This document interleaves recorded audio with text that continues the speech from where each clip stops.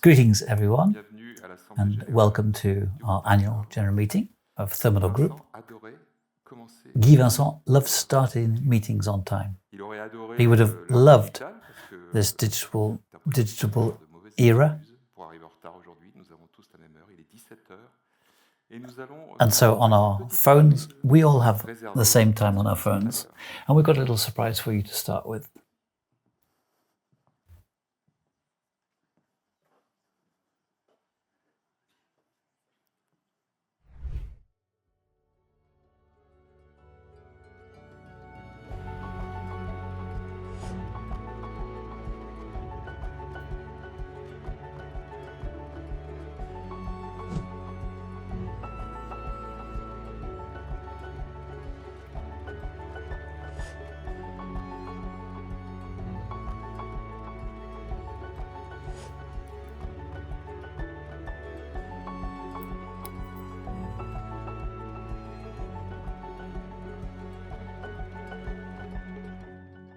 Je voudrais simplement, en préalable, souligner le fait que si, après la Révolution de 1968, nous n'avions pas créé avec le petit groupe des fondateurs Thermador, personne d'entre vous ne serait là aujourd'hui.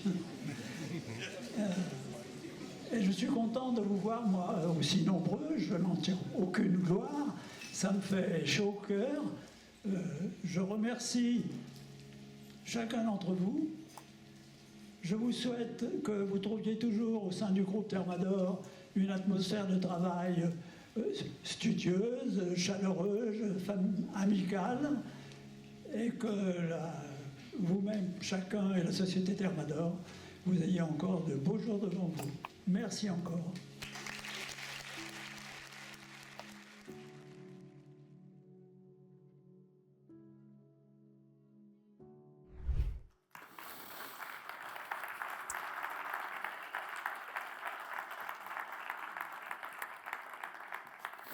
Quand il a créé le groupe Thermador, When he set up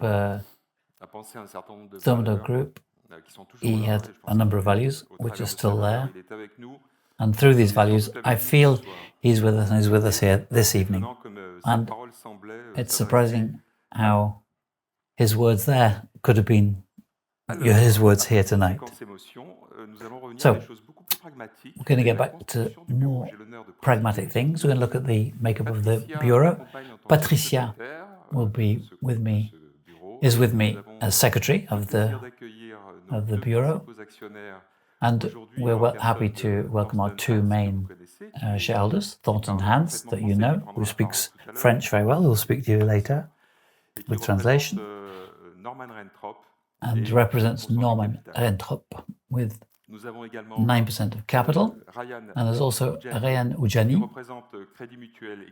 representing Crédit Mutuel and Equity with 6.9% of capital.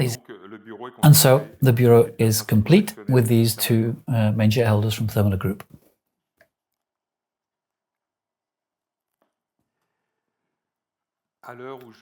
So, we've got our first estimates as follows: 72% attendance rate, 1,000 voters around, and the powers of the presidency of above 20%. So, the quorum is complete, indeed exceeded, and this meeting can deliberate. So I declare the meeting open. It's a tradition, and so we'll start by talking about employees from the group. I spoke to Norman a few days ago, and he asked me to pass on the message to all employees and managers with his thanks for their dedication. Of course, Norman Rentrop congratulates you, but I do too. And we thank all you employees for your commitment and the work that you provide throughout the year in a context which is particularly difficult, as we're going to see. When I talk about this with other directors, even those older than myself, we've never seen such difficult conditions in the market. One topic is of concern to us, and I've talked about with with the employees of the group. As you know, every year we have 2 meetings before this meeting to explain to the employees the challenges of this meeting. So we have 400 people each time, and last time we talked about absenteeism rates, which seem to have gone up again this year, and it continues this year. So employees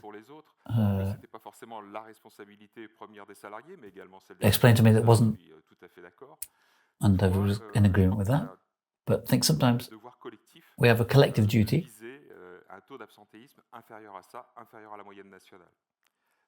to getting a level of absenteeism which is lower than the national average.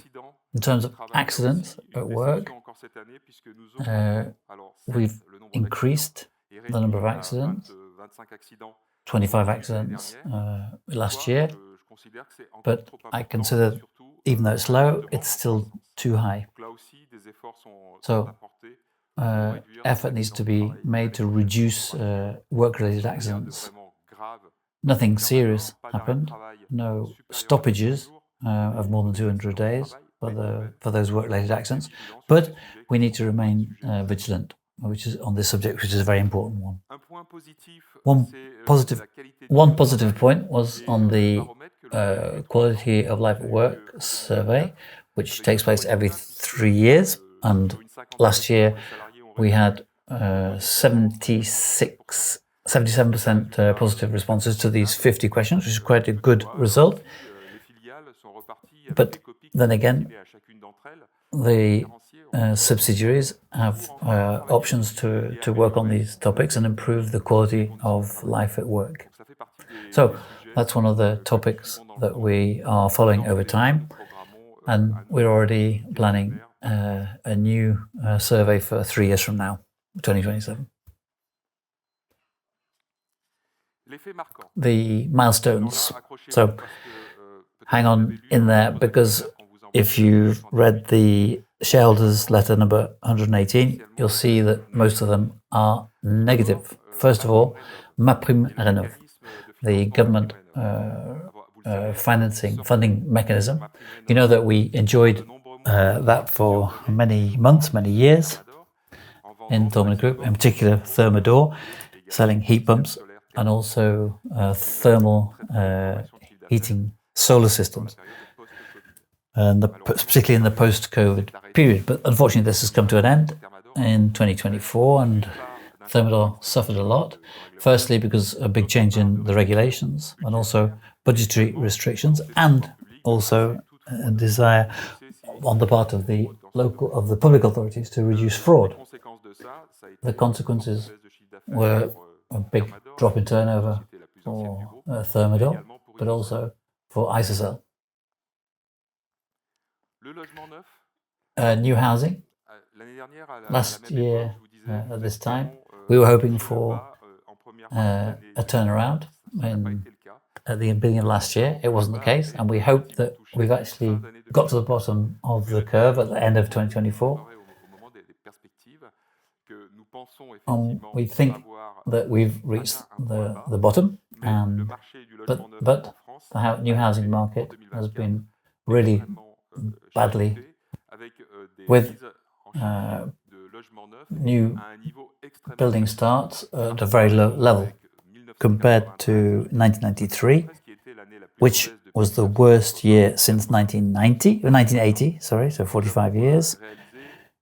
In 2024, we had 263,000 new building starts compared to 255,000 in 1983. So you see that the market is in a troubled state. The consequences for Thermador groupe, PB Tube and Thermacome were affected because they're directly linked to the construction market. And when you accumulate the two, they've got a drop in turnover 22.8% on average. DPI joined us 2 years ago, and it's focused on plastic. Also suffered. Two main reasons. drop in market volumes, 10, 11%, and also drop in price. So these two factors saw DPI going down in terms of turnover of over 20%. I talked about this with Grégory Huppy about strategies. He's ready here to answer your questions. It's true that when we look at all the markets, DPI are on markets that are all difficult. Irrigation, with reduced irrigation in France.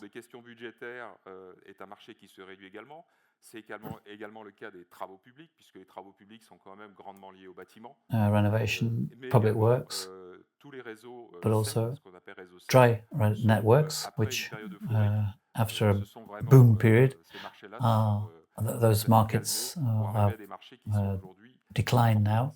And DP is in a difficult period, and fortunately the managers who sold the business to us 2 years ago are still at the bar, at the wheel, and they're still here and they'll be here to fight for us. And we've got the director, technical director, commercial director, and general director with us here today. So, also catastrophic news was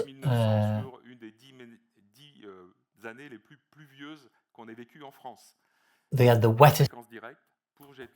So, direct consequence for Jetly and Odrea, a drop in turnover for these watering markets, which is equivalent to 6.5 million euros lost for reasons of weather. If we have nice spring like we have today, maybe the market could start up again very quickly, and that's the case. It could be nice if it could last another 15 days or so. The DIY market also in great torment, 4% down overall the products, and our subsidiaries are particularly affected. Odrea because of watering, and also because Mecafer had an incredible year in 2023 on their products, which didn't happen in 2024.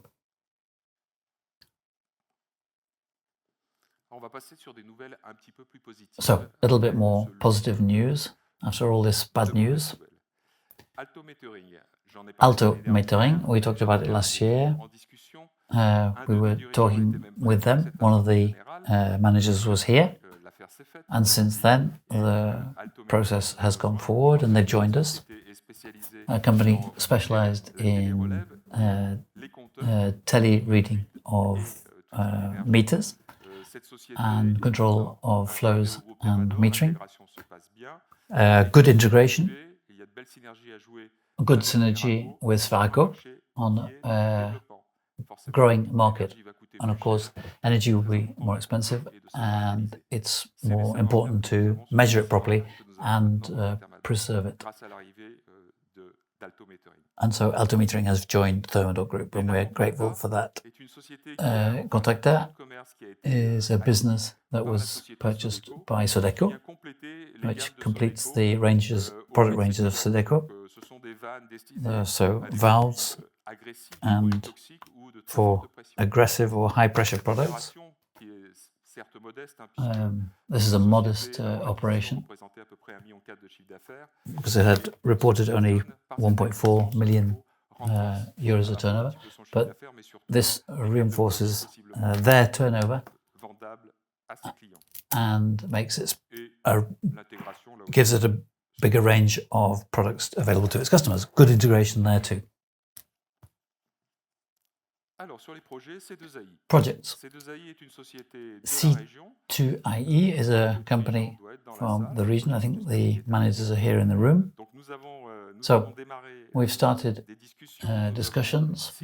We've signed a letter of intent, and we think there's a good chance that the deal will be done, given that the relationship between that company, the management of that company, and on our side are very good. They are focused on industrial applications, which sell solutions which compete with Sferaco, with valves and regulation valves, instruments, and so forth, used in industry, with a slightly different customer base to sectorial. So we think that the integration will be successful, and there's great possibility of synergy between the two, with sectorial and distillable.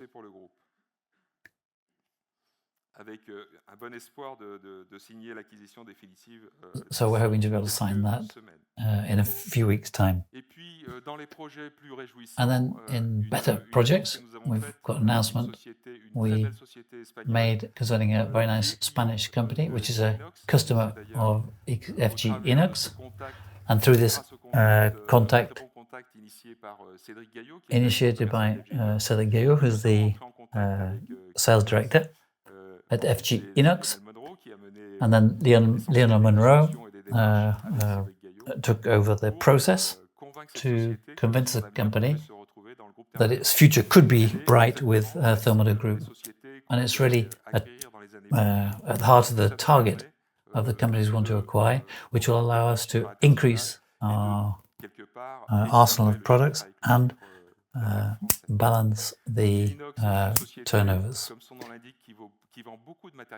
So FG Inox sells stainless steel products, for example, agitators, pumps, thermal exchangers for industry, agro-foods, chemical, biochemical, and the pharmaceutical industry. So they consume stainless steel.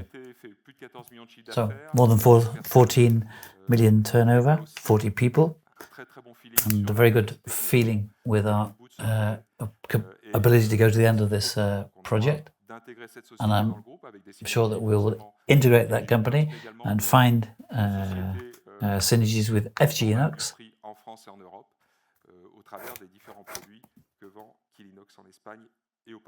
And the products that FG Inox sells in Portugal and Spain. So, this is a popular theme now in terms of growth. So I'm going to look at 2021 was the great years, with turnover up 21.1%, 14.3% of inflation, and 16.8% of increase in volume. And since then, we've gone into a period of decline, as you'll see.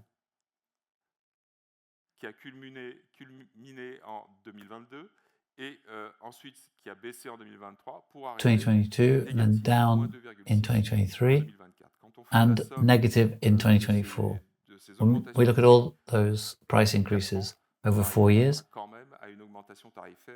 we've got a price rise of approximately 90%, which is a lot and can be considered as abnormal. And we'll be talking about prices later on in terms of the forecasts. It's very difficult to forecast what's going to happen in the future, for the reasons you can probably imagine. So, international now with Lionel, who's going to come up and talk to us, and is going to give us a few remarks concerning this slide. Thank you, Guillaume. Good evening, all. Guillaume's put pressure on the international sector because we're expected to balance France sales. Today we're at 16.3%, which is progress compared to previous years. I think we were around 14% last year, for 2024. We benefit from the dip on the French market, so proportionally we improved. And the international market is driven by our activities in industry and not by phenomena like rainfall and the construction market. So two companies that are mainly in distribution, that's Savco and FG Inox, have won market share with distributors in Europe, in Africa and the Middle East. So that's the first element. Second element, Sodeco, which is based in Belgium, and customers in industry, customers in Benelux. Had a difficult year, but managed to limit the dip in turnover, particularly with former projects not having been renewed in 2024. And then Odrea in Spain, which is facing complex competition from private labels for DIY superstores. So that's the context in 2024. You see on the map here, you can see the countries we're involved in, that we've visited over the last few years. So we see that we're very focused on Europe. We're trying to develop in Africa and also in the area, the north of the equator, and also in the Middle East. Further we get away from those areas, the more difficult it is to implement our concept. So, in terms of prospects for 2025 and the years ahead, we can say one thing, is that we have a good market share. We have small market share, so we can improve over the coming years. And this organic growth is really an opportunity, and also the possibility of acquisitions, like the case of FG Inox, and that would allow us to grow our turnover. So thank you, all of you. Thank you, Lionel.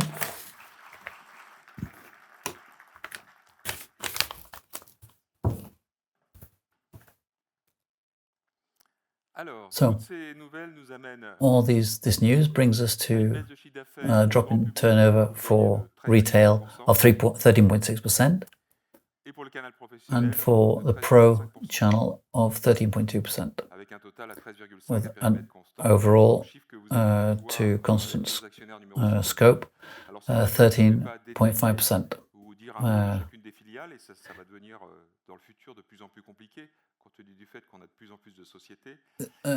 Giving you details per subsidiary becomes more complicated as we grow in terms of subsidiaries. So I'm going to focus on one, which is Odrea. You know this diagram you'll find in our URD. It's a bit complicated. You can see all the distribution channels, all the destinations, all the customers. You can't see the 1,099 factories, but it gives a good idea of the distributional channels of Thermador Group's customers in France and internationally. And Odrea is here.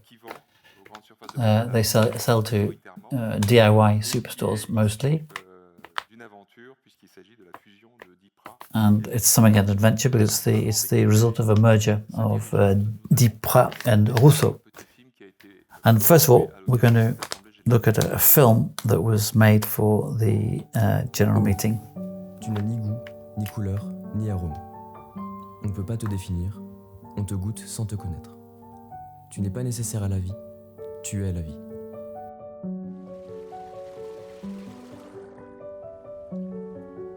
Demain, chaque goutte comptera. Il est de notre responsabilité à tous de préserver cette ressource dès aujourd'hui et pour les générations futures.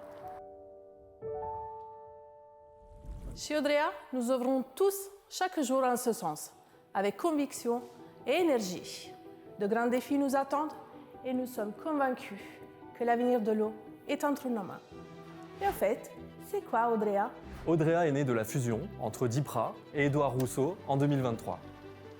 Dipra a été créé en 1986 pour distribuer au grand public des produits de jardin et de plomberie. Le groupe Thermador met alors un pied en grand public. La marque Dipra est alors dédiée à la plomberie, Speedo à tous les produits destinés au jardin. En 2018, le groupe rachète la société Édouard Rousseau, un leader sur le marché sanitaire en grande surface de bricolage. Ces deux sociétés réunies constituent un acteur de poids sur le marché, armé face à une concurrence ardue et une distribution de plus en plus concentrée. Aujourd'hui, tous les collaborateurs d'Odrea travaillent au service d'une mission commune, des solutions facilitantes et durables autour de l'eau. Mais alors, à quoi ressemble notre quotidien ? Suivez-moi, je vais vous expliquer. Chez Odrea, nous travaillons sur 3 univers de produits complémentaires. Leur point commun, c'est l'eau. Ces produits sont destinés à améliorer la capacité de chacun à préserver son habitat, le rénover et le rendre plus durable. Pour cela, nous travaillons en collaboration étroite avec nos fournisseurs, avec lesquels nous développons des produits innovants selon nos propres cahiers des charges, dans le respect de nos exigences qualité. Mais ce n'est pas tout. Nous commercialisons nos produits sur l'ensemble du territoire français, au Benelux, dans le sud de l'Europe et en Afrique. La réparation de nos produits est aussi un de nos savoir-faire. Nous assurons un service de dépannage dans nos ateliers en France et tenons à disposition des pièces détachées pour la majorité de nos produits. Voyons maintenant où se trouvent nos différents sites. Ici, nous préparons les commandes que nous expédions chez nos clients. Nous coordonnons l'ensemble des activités de distribution d'Odrea pour l'ensemble de nos clients. Ici, près de Lyon, plus de 50 personnes sont rattachées à ce site.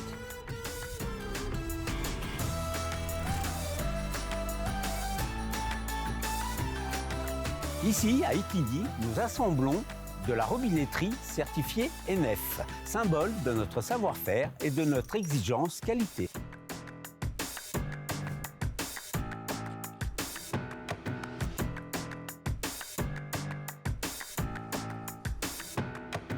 Tous nos produits de robinetterie et d'hydrothérapie sont expédiés depuis cet entrepôt vers tous nos clients. C'est ici que nous réceptionnons et stockons l'ensemble de nos produits et composants destinés à nos fabrications. 大家好，这里是中国上海。我们团队的使命是确保运往法国和西班牙的产品及零配件的质量。那我们的西班牙呢？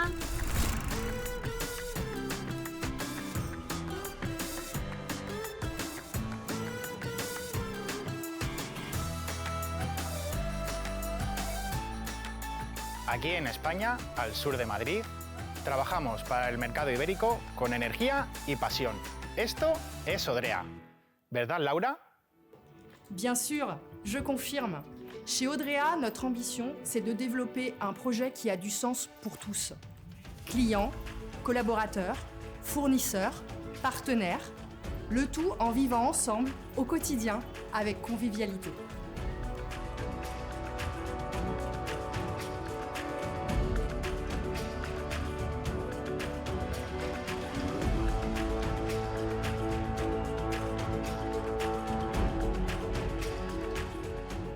Nous mettons sur le marché des produits qui répondent aux préoccupations de nos consommateurs, tout en respectant les enjeux environnementaux actuels. Chaque jour, nous imaginons demain ensemble.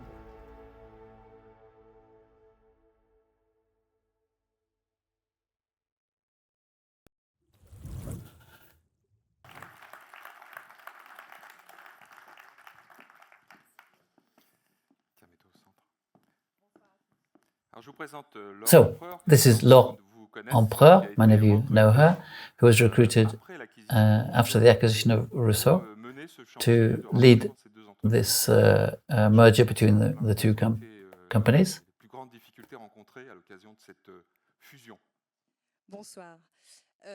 So, good evening. So, difficulties, there were many difficulties, but lots of initiative and lots of joyful moments. So the first was human elements with two different cultures, which were very different and almost opposite the culture of Dipra. Most of you know about it, based on the group's values, simplicity, respect, etc.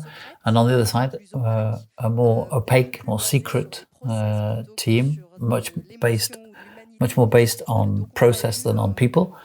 So it took a few months of work to overcome those challenges with the team from Orso, but also the sales director, the financial director, and after a few months, the site manager. We were able to build a management team, and I think we were able to face that challenge. The second was to maintain the strengths of each of the two. On the Dipra side, customer service, proximity with the customer, and strengths based on the logistics capacity that we have in Saint-Quentin-Favier in particular, and of course the infrastructure of the time based on that of the group, which allowed us in particular during COVID to get through some difficult moments in terms of telephoning and IT. On the also side, there are many strengths.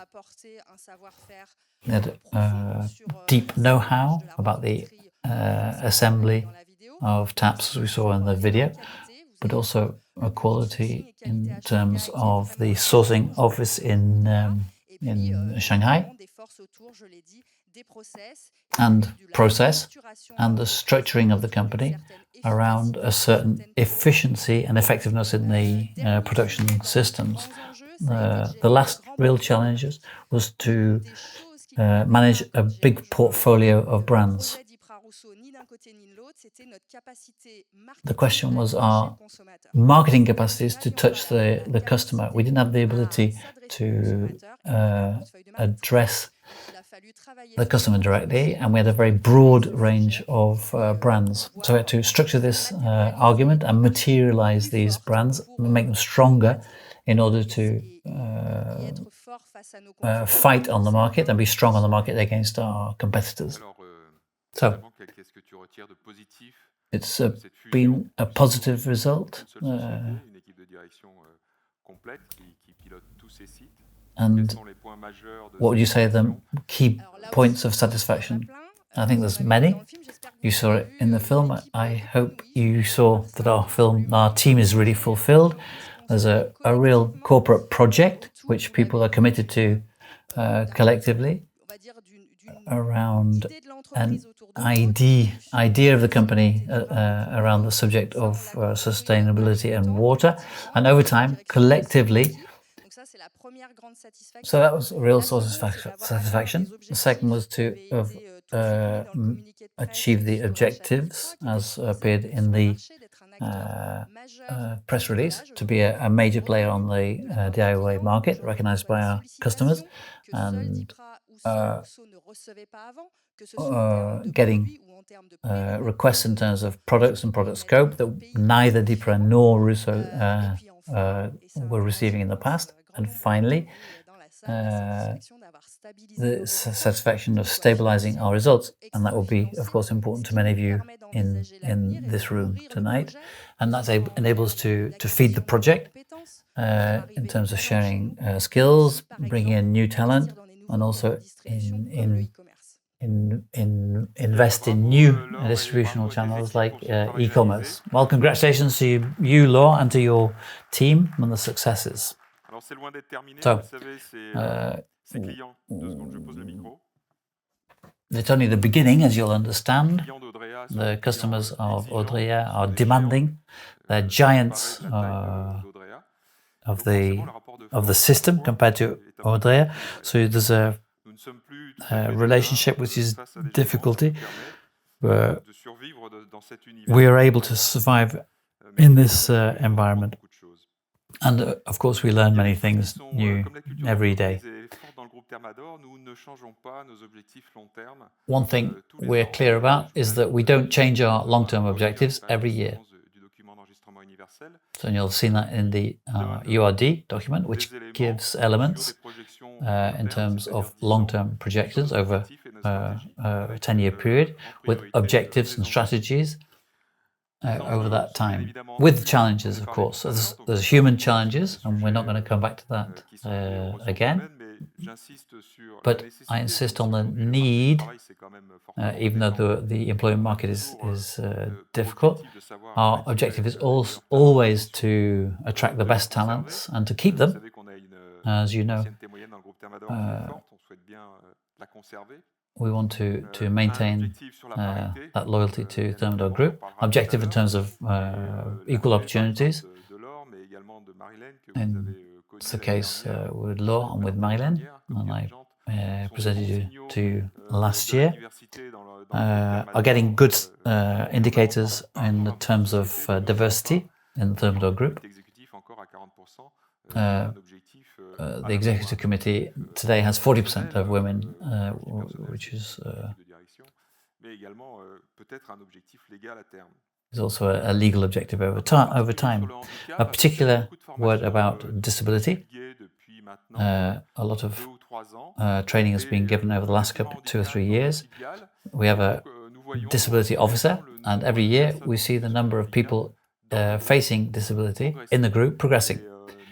And we're always very happy either to accompany employees facing difficulties or to welcome people facing the disability in the group.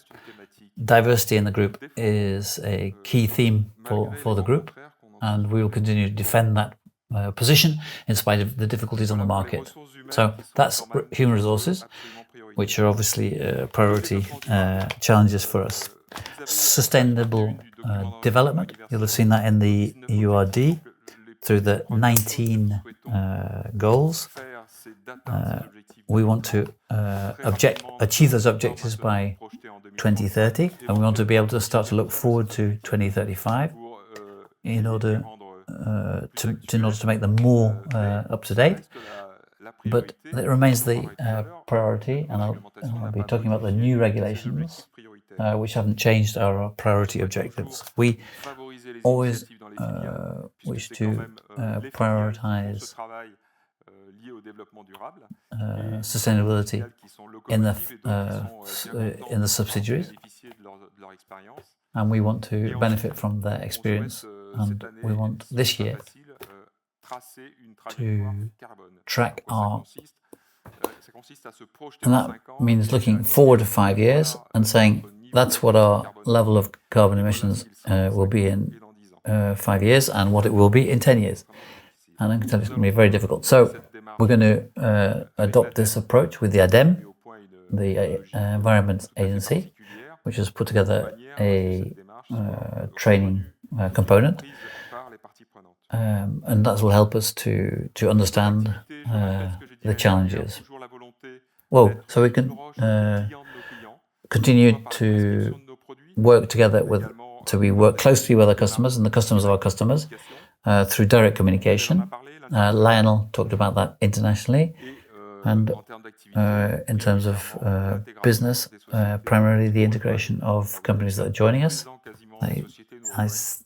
You know that every year, more or less, we have companies joining us, so the onboarding process is key and needs to be accelerated over the coming years.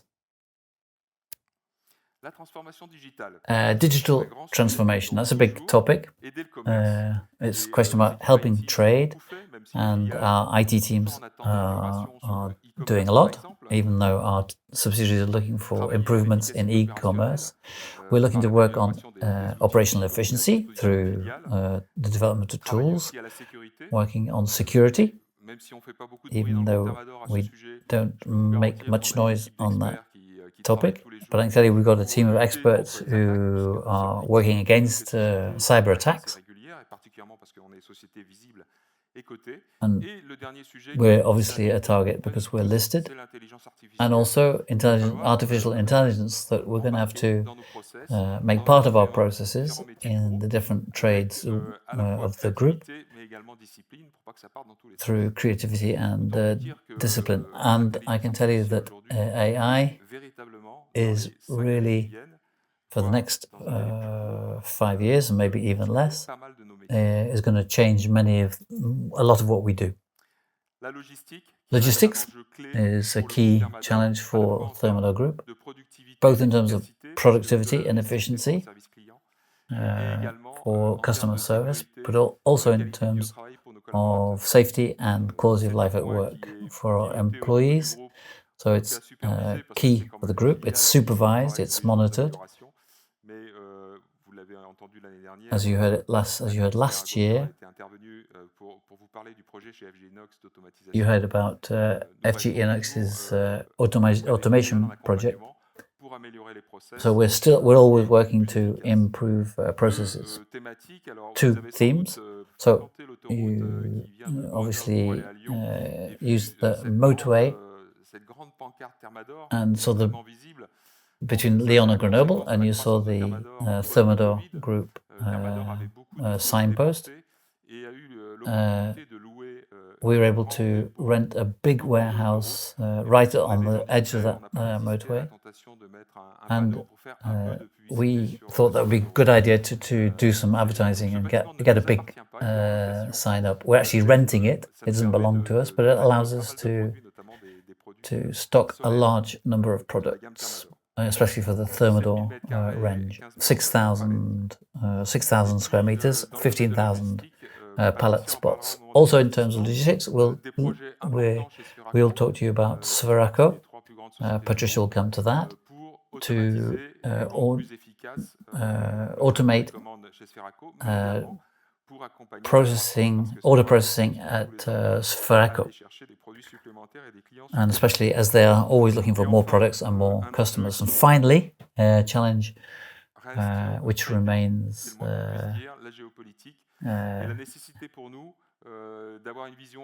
key is geopolitics, and we need to distribute our risks. There's no way you can operate without risks, but we need to balance our risks throughout the world.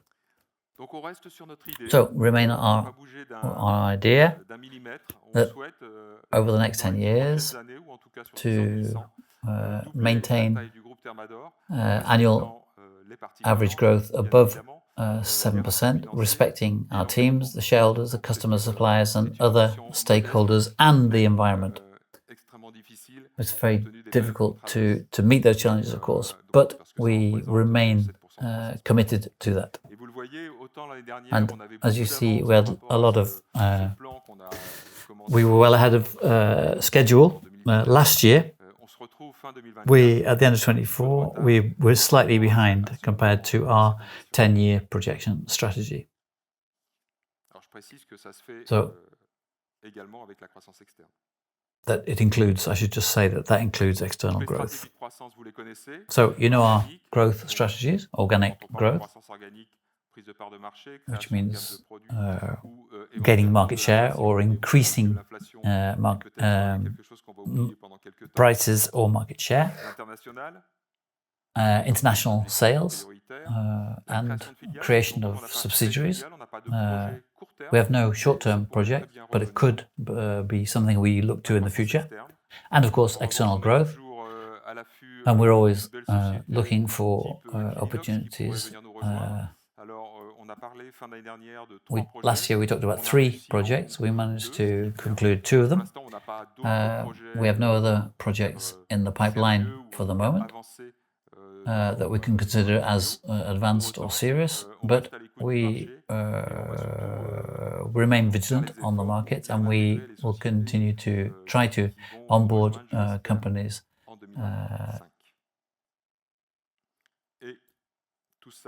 and all of that respecting the environment, but also the 2 other pillars, which are governance and social. Sustainable development. In terms of priority, the 19 priority goals, we measure our position compared to the 2030 horizon, and we make an average of achievement of those objectives, and we're still ahead of schedule in terms of our objectives. Just to remind you, the group's carbon footprint, which is the equivalent in tons of carbon emitted every year,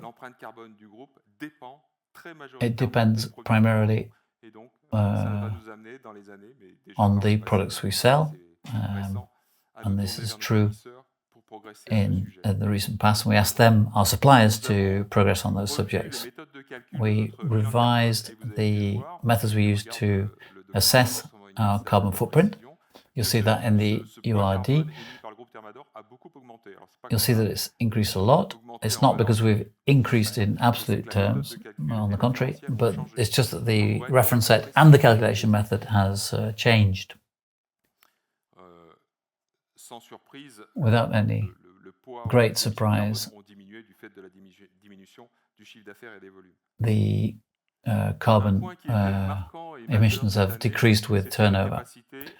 One of the key things was our ability to pass on the CSRD regulations. to a much more, from that regulation to a more detailed regulation. And we, thanks to the work of Caroline Desplat, who's Director of Sustainable Development, and all the subsidiaries, because if they hadn't contributed, of course, we'd never have managed to achieve this, make this declaration. And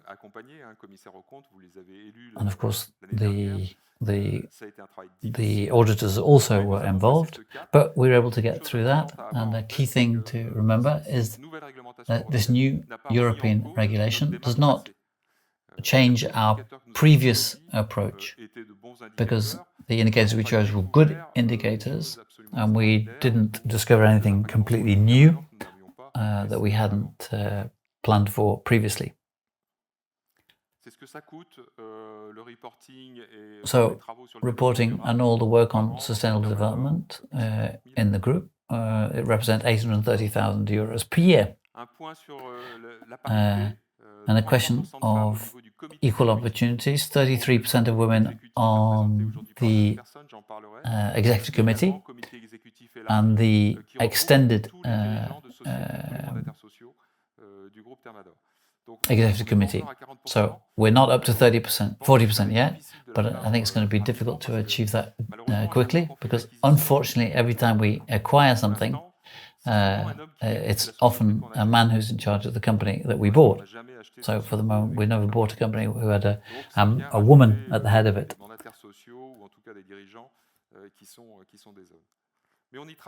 But we're working on that and we're progressing.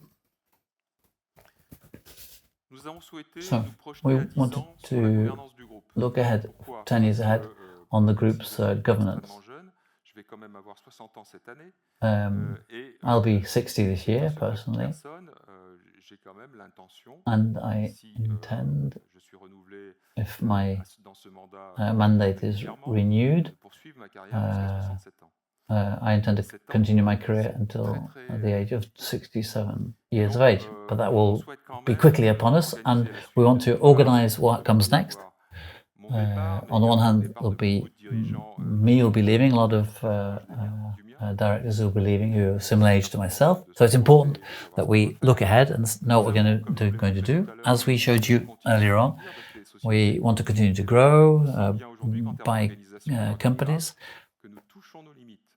And you can see that we're getting towards a threshold. So we want to think about an executive committee with 9 people, so 5 of whom would be responsible for running the major activities of the group, building industry, water cycle, retail and international. So 5 of that group of 9 would be business leaders in those areas. And we want to have the 3 biggest companies, Svaco, Jetly and Thermador, to be represented. So these business leaders will, over time, be given greater responsibilities in the activities of the group in order to organize ourselves into major sectors and allow us to grow in the future. And so you'll find the executive committee and the extended ex committee made up of 21 people. In the URD,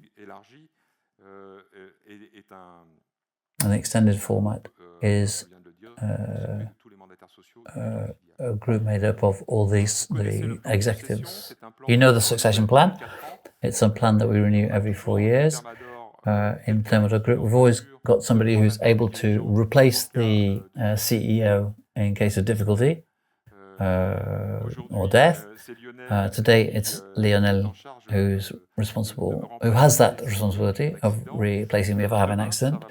In the future, it will change because we met this year to appoint the best person to fulfill that function.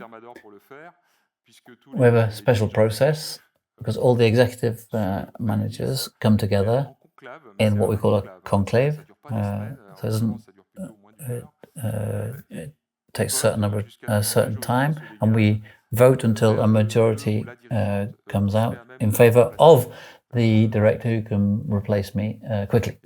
And so the candidature of Xavier Isaac came out, who's the CEO of Sectorial, and later on we're going to ask you to appoint Xavier as a board member, because the person who replaces me also needs to be a member of the board. So the accession plan is still in place, and we review it every 4 years, which we have just done. And still, in terms of governance, last year we presented a project for free shares. We'll not talk about free shares, we'll talk about performance shares, and we're going to present to you a different project, which we didn't implement the plan from last year. There were too many people against it amongst the employees, and also the conditions wouldn't have made it possible, because such a plan has a cost, and which we couldn't really afford at the time. So I'm going to hand over to Patricia, so she give her financial vision of Thermador groupe, given that she's got a lot of different operations, and she's deputy CEO, also responsible for finance. Over to you. Thank you, Lionel. I mustn't touch my hair because it'll affect my microphone. So I'm going to comment on the results. 2024 was relatively marked by economic events, and it resulted in a drop in our turnover, as Guillaume presented earlier. In spite of this result that's down, I think we worked very hard, especially during the COVID period, and we continue to work on our economic model, and it has proven the solidarity of our teams and the fact that we have a clear strategy in our business field. So this resulted in a drop in our profit, operating profit and net profit, in the construction of our profit and loss accounts. So we've got heavy fixed costs, buildings, fixed remuneration of staff and so forth, so that when the turnover drops, the fixed cost burden does not fall by the same proportion. So we work on elements such as energy cost, negotiations with the energy and electricity and gas providers, and trying to control consumption in the buildings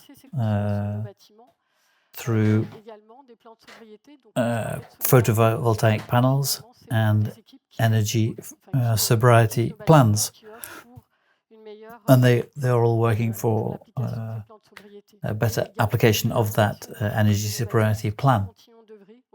And we continue to work through the SCI Télé to improve the buildings. So that's been going on from 1980 till 2022 with FG Inox, the work on FG Inox's site. So that's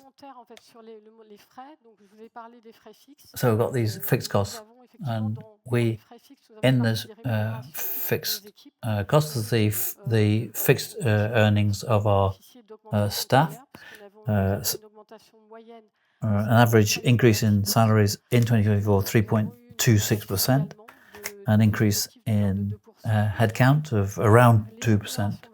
So variable earnings would decline, of course, when the profit declines, quite mechanically. In other elements that we're able to work on, we've got the personal costs and transport costs, and with the drop of volumes transported, this is transport costs between the warehouse and the customer. And we've had a drop of around 1 million euros for that item. And we continue to work with bids for tenders to ensure that we are getting the correct market price. It's important for us. And we've got a team working on that.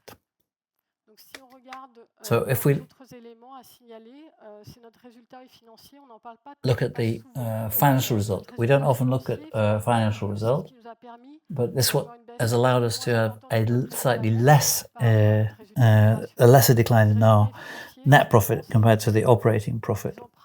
Because we've got loans, for example, there's an interest we pay on those loans, and we use our cash. So we have 63 million in cash, and we were able to invest that, and that allowed us to earn interest on those, and that was represented 1.5 million on the profit and loss account. And our subsidiaries get bonuses on the state of their cash position. So, and if it's the other way around, then they are penalised. So they're motivated to contribute to that.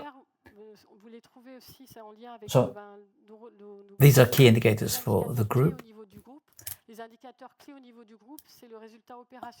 So we've got the operating profit as a percentage of turnover, and also return on capital employed. So if you look at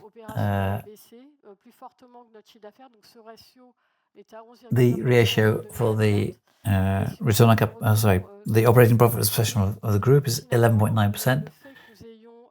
The fact that we have worked on our cash, we're able to reduce the decline in the operating profit. We're going to look at our financial structure now. It's solid, it's important. It was important in 2024, it's even more important in 2025. Being solid allows us to develop and to be independent financially. And it's linked to the value of the company, of course. So what's important in terms of financial structure? We're a distribution company, so we've got stock. And you can see that we have a very high level of stock,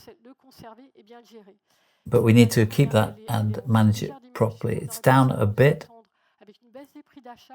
because of the drop in the purchasing prices. Of course, the value of the stock therefore mechanically decreases. Our subsidiaries continue to bring in new product ranges, and so, for example, we've got 24 million euros worth of products on the boats coming from Asia. We were anticipating the Chinese New Year, so we bought early. And also,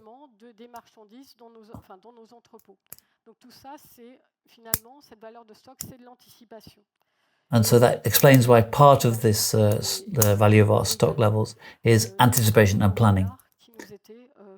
And also, the euro-dollar exchange rate was favourable to us in 2024.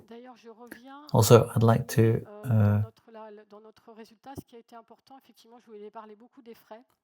we talked a lot about costs and turnover, but we also were able to control our commercial margins. And I think that was an important element that I wanted to share with you. So for stock, this drop of 4.6 million represents 213 days of purchases consumed, compared to 2023, where we were at 196 days. There's also, we also talked about the stock on the boats. In 2023, we also had the same sort of value on the boats, but it was lower than in 2024. Cash, we've got a good cash position, and there's a lot of work goes into that.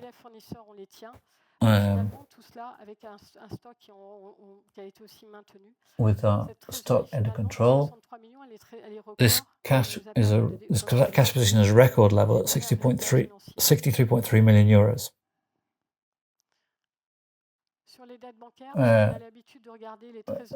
Banking debt, we take away debt from cash, and that gives us what we've got, shows us what we've got left. So we're able to 2024 finance our acquisitions.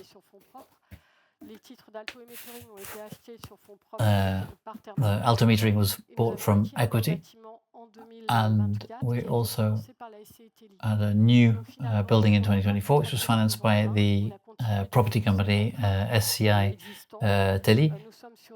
So we're reimbursing fixed loans over 7 years.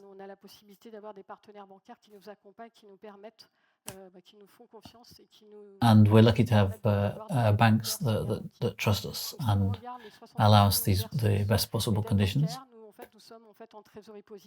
So our cash position is actually positive, 63.3 compared to 30.5, and that. So the subsidiary of Accélère, we financed an increase in capital for 1.5 million, and we allocated part of our cash to the subsidiary. And at the end of 2024, as you'll see in the URD and the accounts,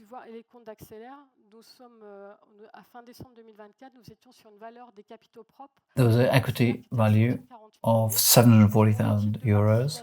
We've got 4.5 million of participation shares, and that gave valorization of the share, which is lower than the equity. So we reduced temporarily the equity value to 3.76 million, and as their results improve, we will reverse that process. Cash also allowed us to buy our own shares, and in August 2024 we bought 30,000 shares, and that was 2.3 million euros in terms of cost, and there's no dividends attached to those shares. So the financial structure is solid in terms of cash and equity. That gives us a value of the company around 363 million. Investments. We have financial fluidity, which allows us to pursue our investments. And what you could say, what happened in 2024? Did you delay investments? It's just a question of when those investments came onto the books. The only one that's on the books there is for Sferaco, for the automation of the logistics. And so it's just, there have been no investments that have been cancelled, just to be clear on that point. And in terms of forecasts, we continue to invest in property, and it's now worth 89 million euros, our property, and working at energy renovation of our buildings, purchasing buildings which will allow us to extend existing buildings. We're always looking into the future. That's in terms of property. In terms of acquisition of new businesses, can be a subject as well. We continue to invest in our IT processes. We've got 19 people, but we also need to invest in equipment, servers and so forth. even though we don't make a lot of noise, as Guillaume was saying, on this subject. And then for 2025, there is a project, a key project in terms of property, but also for a subsidiary, which is Sferaco. We're going to have an investment, a 2.9 million investment over 25 and 26, with an extension of 2,500 square meters onto the Sferaco building. That will be from the equity of the SCI Theli. And then we've got a project of €6 million investment over 3 years, which is an automation project. I'm not sure if Guillaume talked about that before.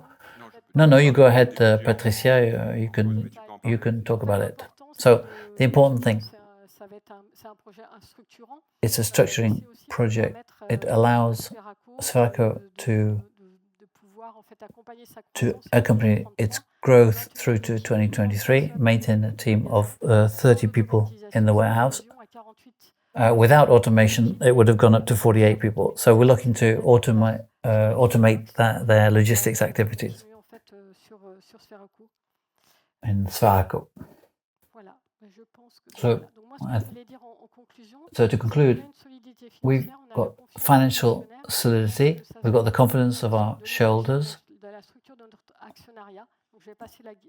And so on that note, I'm going to hand back to Guillaume. Thank you, Patricia, for these excellent explanations. Excellent financial news. You know that cash is key, especially when you're in turbulent waters. So we have cash and we're careful. That's the message. So major events in terms of capital this year. Of course, the death of Guy Vincent caused a shift because he held more than 50% of the capital. So his family got together to work on some very complex works to create a Dutré pact to keep as many shares as possible within the pact. Guy Vincent has a grandson who's a notary who was able to tackle the subject. I think it was a lot of work for him, but he was not the only person to be working on it to put this pact together. And you'll find that within the group's shareholding, the Vincent family in division, all the members of the family and the pact, plus the directors of the group, who are also in the group because they're in the group, and are also our biggest shareholders. Norman Renthrop agreed to join the pact, although there's no real gain for him, to allow us to get to the critical threshold. That was a very kind gesture in order to enable us to consolidate the capital of the group. It's not really linked, but it happened at the same time. Norman Renthrop, who created an investment fund and piloted a fund in which Thermador existed, decided to wind up that fund and transferred his shares to himself personally. So 9% of capital moved from these institutional shareholders to a private individual, Norman Renthrop. So we have an absolute record in terms of private shareholders holding, now at 48.3%. We've never seen that before.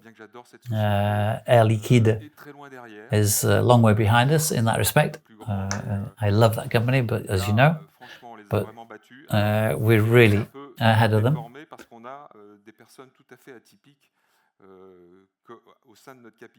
But we've got some atypical participants in that, in amongst those private shareholders. It's very unusual to have somebody with 9% of a sharehold, apart from founders of the group. So we've got Marquez Hubert Fournier, that Geneviève isn't with us, but she sends her greetings. Famille Board, the Board family, is still part of the group.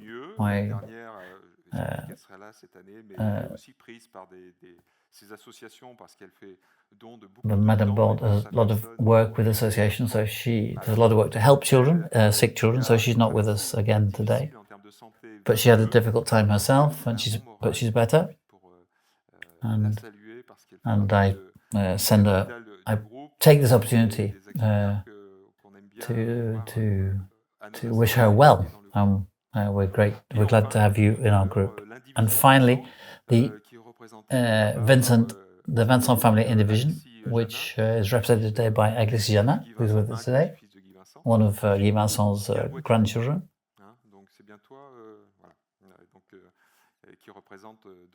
And they represent 3% of the capital. So that's private shareholders and all the others. And I thank all of them for their loyalty. The number of shareholders, in spite of the turbulence, is respectable, and especially in terms of private shareholders. That's good for the long term. Last year, we showed you a panel of institutional investors who we're proud to have on board, and you'll see there's a lot of changes, even not so much change, but even if there's been slight shifts, Credit Mutual is still there. Fidelity, which is an Anglo-American fund, which has now 6.8%.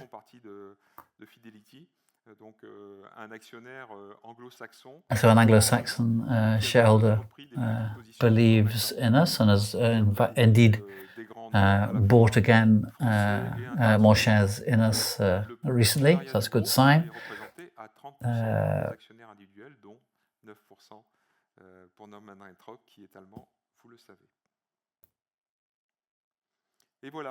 And so the stability in a zone of turbulence is what we need. The number of shareholders, we've increased last year the number of shareholders, and in spite of the unpopularity of medium-sized shares, we've been able to maintain our position. So I think that's partly due to the quality of our communications and the confidence, the trust they have in the company, in its group, in its markets.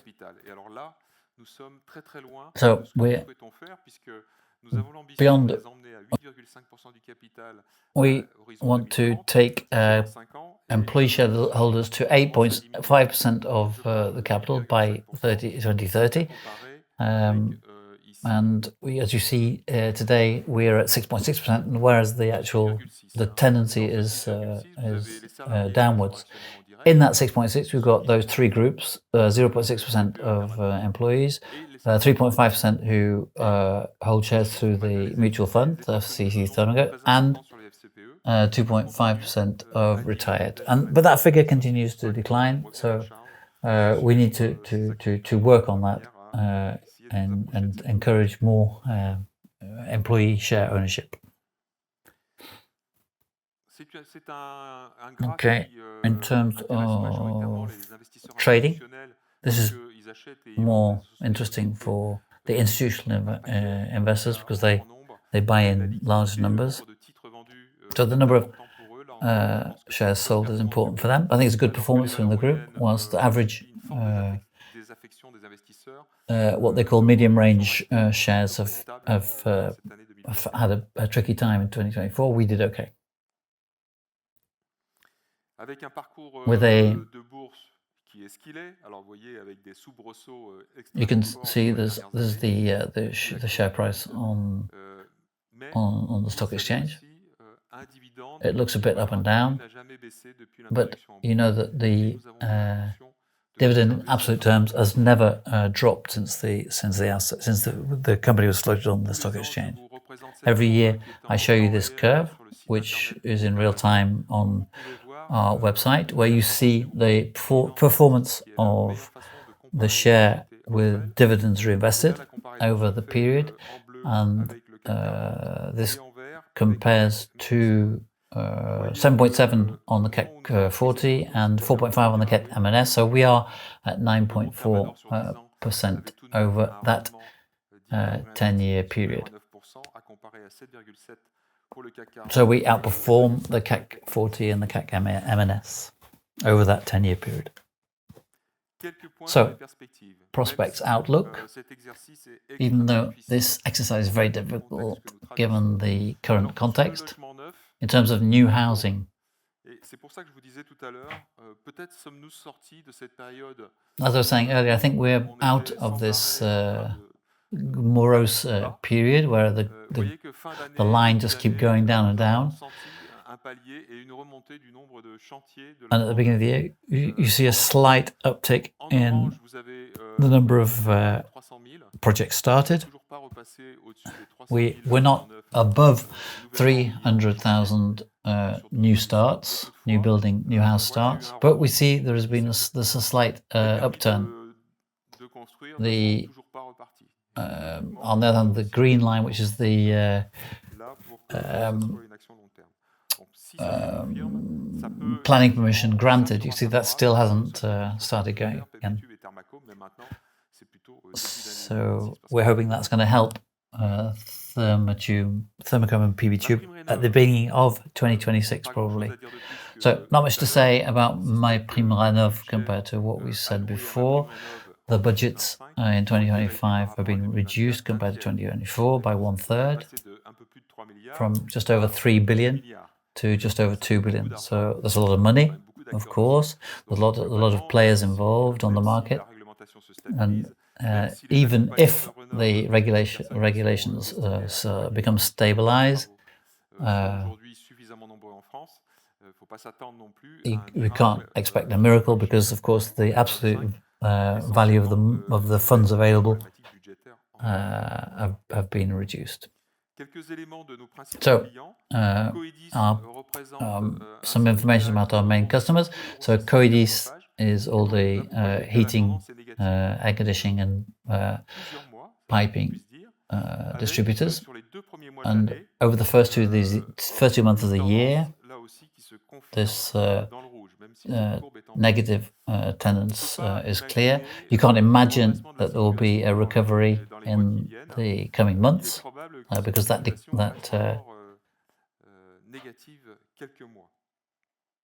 situation is still negative and will continue to be negative for a few months. Unfortunately, in the retail sector, DIY superstores, Inoa, the figures are bad too, with February at minus 5.7%. And here again, with what's coming, we can't imagine that that situation reversing, because French people won't have the available funds to work on their homes. Industry,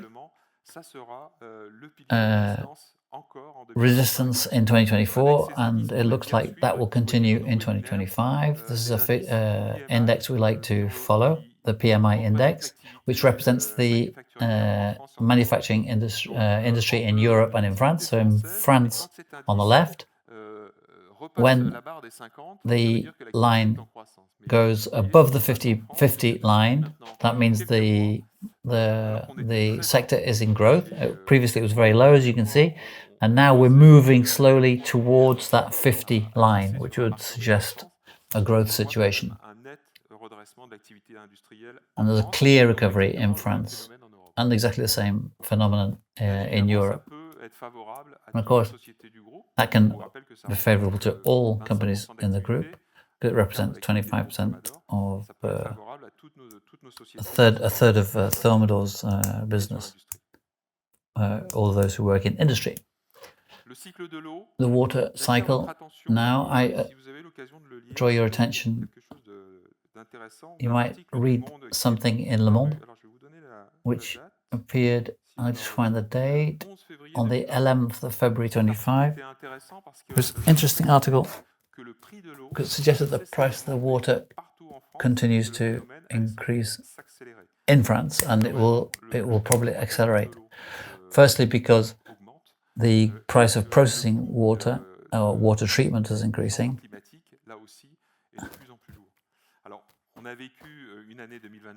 2024, of course, water fell free of charge from the sky, so we have more or less forgot about that.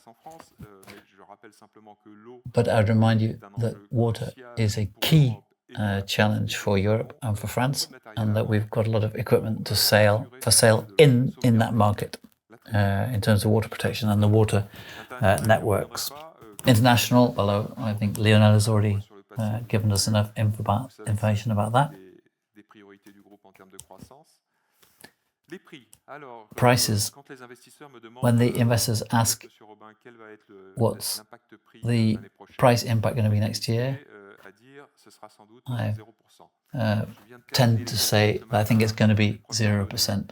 From the first data we've had for the first quarter, we're still, unfortunately, in negative territory. So the first quarter of 2025, the price impact is negative at minus 2% compared to the previous 3 years. So we're not out of this cycle. I also read, as you probably did, that the price of oil has collapsed, and that can have an impact on prices of classic products, more conventional products. So a word about Thorsten, about personnel. We are expecting to have over 900 people in Thermador next year. There's 2 companies that are joining us, 40 to 45 people each. So if we add 95 people, we'll be going over the 900 mark. We continue to do our CSRD reporting, because we'll probably be going over the 1,000 employee threshold. So no change in terms of our CSRD reporting on account of staffing numbers.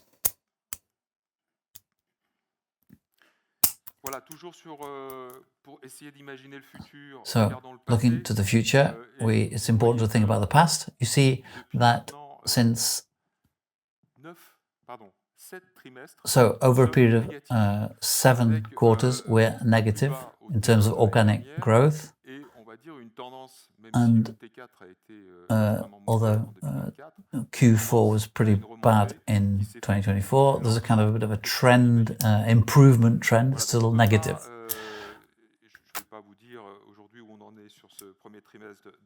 I can't tell you where we're up to on the first quarter of 2025. You'll have the figures very soon. But this figure will be negative again. So it's the moment to listen to our auditor.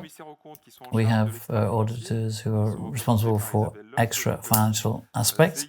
She's called Isabelle Lust, and she's going to speak to you now, and then we'll speak to the financial auditors. Isabelle, over to you. Hello, everybody. Yes, as Guillaume was saying earlier on, there's been a lot of changes for a certain number of companies who switched to CSRD. It's been a lot more difficult for you, a lot of work to be done, a lot of work has been done. So CSRD is 2 things. It's the work that you have to do to analyze risks, and you have to study your impacts, risk and opportunities in terms of your scale of values. And what we do is we look at this first stage and we check your process. So further to our audit, we had no particular comments to make on this first part of the new regulations. And then once you define the challenges which are important for you. You have an obligation to report on those to your shareholders and all stakeholders.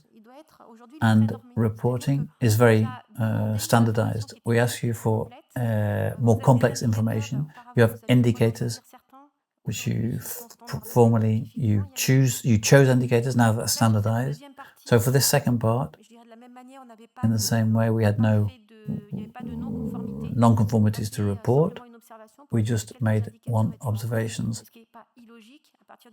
that several indicators needed more information, which is quite normal because there's more indicators. And in our conclusion, the third part, that's what we call the taxonomy. It's additional regulation and highly standardized. And there again, we didn't have any non-conformities to report. So I'd say that for a first year, for a company with 820 people, it's a real performance. And as you said, it's the result of what you've done over the past years. You can't achieve what you've achieved in 1 year on a CSRD like that. And I think that you've got real substance in what you do. So well done to all of you, to the teams who worked on this. Thank you, Isabelle. Thank you for your accompaniment, your guidance. So, if you've got any questions for the auditors, don't hesitate to. They will answer you. They'll be happy to answer you. So we've got Patrick Choquet and Serge Guillot from Deloitte and Royer, and they're going to report on their works on the balance sheet. Ladies and gentlemen, shareholders, good evening. We presented our reports for the period closed on December 31st, 2024. A report on the consolidated accounts, on the annual accounts, special reports on conventional agreements and operations linked to capital. So 4 reports. So the first on the annual accounts. This report appears in page 215 to 217 of the URD. The first resolution concerns certification of the annual accounts. We certify that the annual accounts, without any reserve or comment, they respect French accounting rules. They give a faithful image of the situation, the final situation of the company and the operations of the year ended. One key of the audit is the assessment of the participation shares. We have no comments to make about the management report on the governance of the company and the work of the board of directors. We conclude that the presentation of the accounts to be included in the annual financial report and the electronic reports are compliant. On the consolidated accounts, this report are page 203, 205 of the URD. For the second resolution, we certify them without reserve or observations in terms of the IFRS and the French regulations and those adopted by the European Union. It also reflects fairly on the performance of the company and the financial and equity situation of the group and all the elements of the consolidation. Key point of the audit mentioned in the report, for goodwill. We have no observation to formulate on the management report of the group. We conclude that the presentation of the consolidated account can be included in the annual accounts and respects the format for information, electronic formats required of the European Union. Good evening all. We continue with the special report in the increase in capital.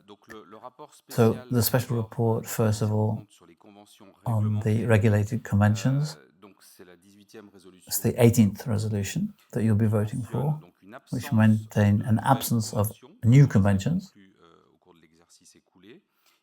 over the financial year ended, and the use of the previous conventions concerning the jet lease, Sfraco and Thermador's rental leases, and that's 2,950,000 euros for the rents,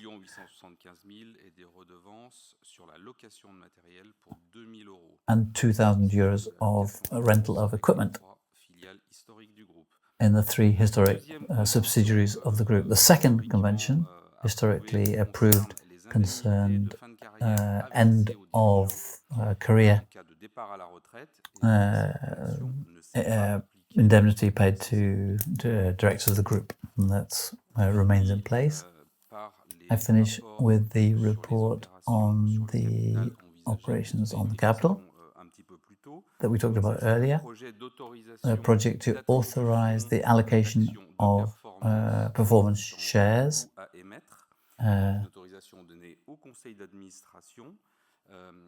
so authorization is given to,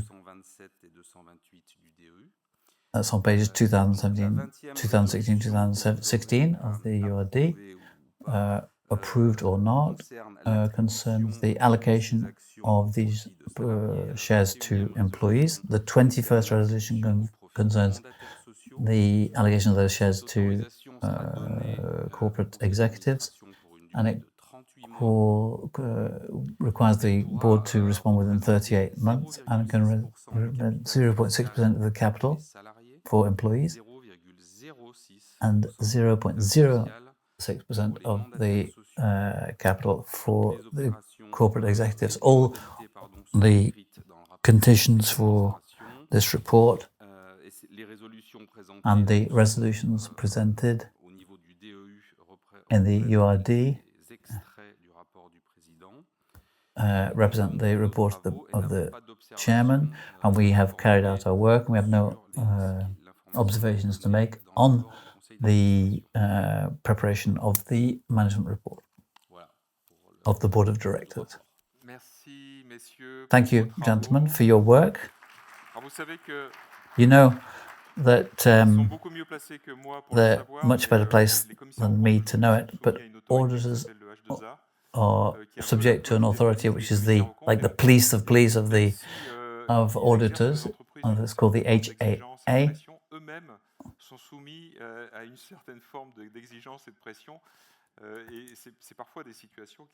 And there are sometimes quite complex situations because they impose a strict framework to us, and they themselves are subject to a strict framework as well as the conditions of the IFRS. So the work is done, of course, with our auditors, with our holding team,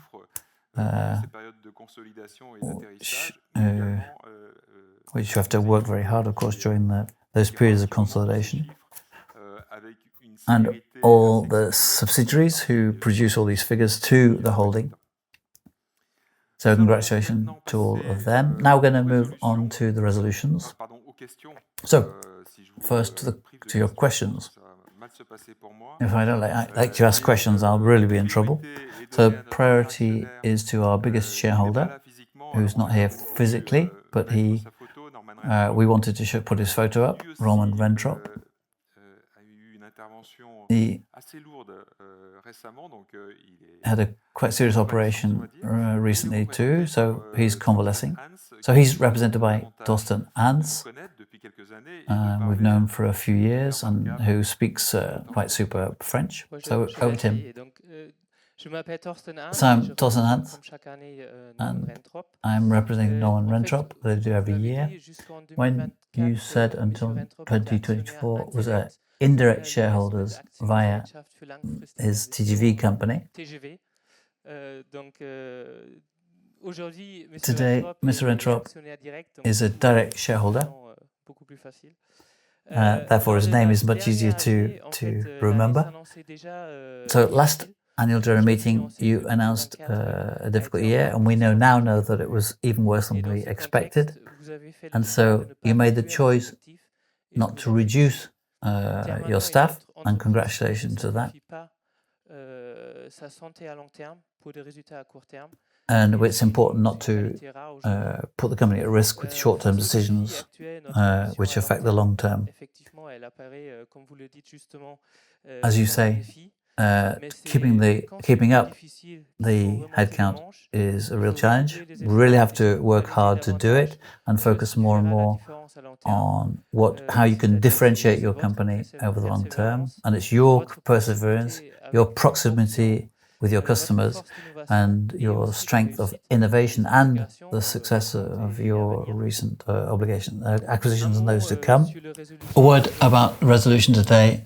I know that we're no longer talking about free shares. As we said last year, we're in favour of employee shareholding, but we're against free shares. We prefer rather an offer of shares with a discount and shares dependent on performance. And for that reason, we will be abstaining from the vote today. I would like to repeat to all the employees of the group that we have great trust in them and in the group.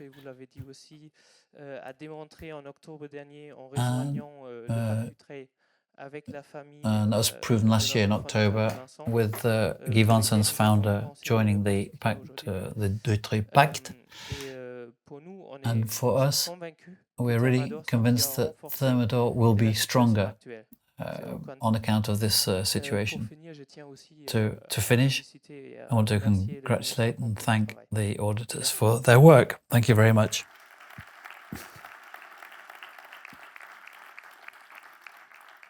Remarquez que c'est pas ordinaire d'avoir un actionnaire et le premier qui dit bravo de ne pas avoir réduit les effectifs. It's interesting to hear a shareholder, a lead shareholder, say congratulations on not reducing your headcount. And on the subject of performance shares, we have a slight different vision of things. We talked about this with Norman Rentrop very recently. I understand his position, which says if you want to give something a little something. And if we want to bring all the employees of the group into the shareholdership, if we don't make the effort to give them the possibility of having shares without financial return, a lot of them won't be interested, won't be tempted to join the adventure. So we want to give them every possible chance to join in. And for the financial and extra financial aspect, we've constructed something which is quite complex. We want to keep it as simple as possible. Our variable remuneration is really linked to financial performance, and if the financial levels drop, then our variables drop too. That was the case for Patricia and myself, for example, this year. We have received variable remuneration in accordance with the performance of the company. And as you say, we need to rest focused on extra financial aspects. And I certainly talked about the employees about the subject of absenteeism, which is an extra financial aspect, and I want us to improve that in the years ahead. We'll talk about that again when we come to the resolutions, and particularly resolution 21. Are there any other questions? I'm not taking any questions concerning banks this year. Those who are not satisfied with their banks, please talk to your bank or change banks. I really can't do anything to help you except give you that bit of advice. If you've got any questions about Thermador Group, if you want to speak to the operational managers apart from Anne-Sophie Butel, who is in China at the moment for professional reasons. Don't hesitate to speak to the auditors, the financial or extra financial auditors. If you want to talk to our directors, our members of the board, they're almost all there. So please don't hesitate to ask them your questions. Any more questions?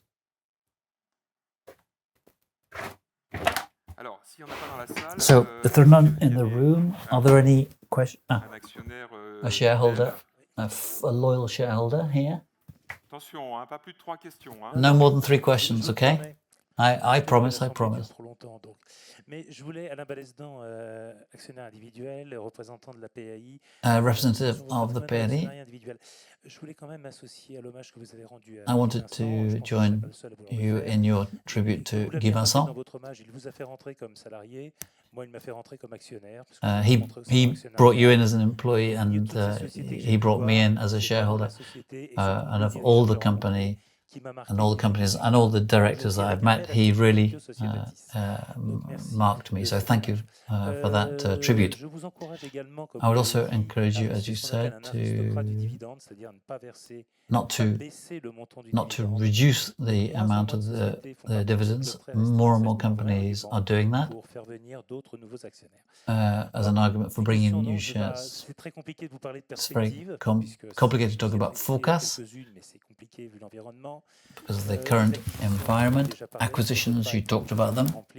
I could ask you for your position on the crypto money payments, but unfortunately, shareholdership, or rather the situation of this meeting, I prompt this question. I know that some people were late and were not able to get into the meeting. And they were prevented entering. We tried to do something about that. It didn't help. I'm not saying it's a good thing to be late, but if your TGV is late, I wouldn't have been able to get in, so I would have taken that very badly. If you put in this formula, which is, I think is a good idea, you must write it on the invitation. But for the shareholders who make the effort to come, it's a shame not to let them in because they're late. Alors, je ne suis pas étranger à certaines rectitudes par rapport au respect des horaires. Bien évidemment, on est prêt à tout entendre. Of course, we're able to hear anything that, in terms of explanations for people being late, but often people can't justify being late.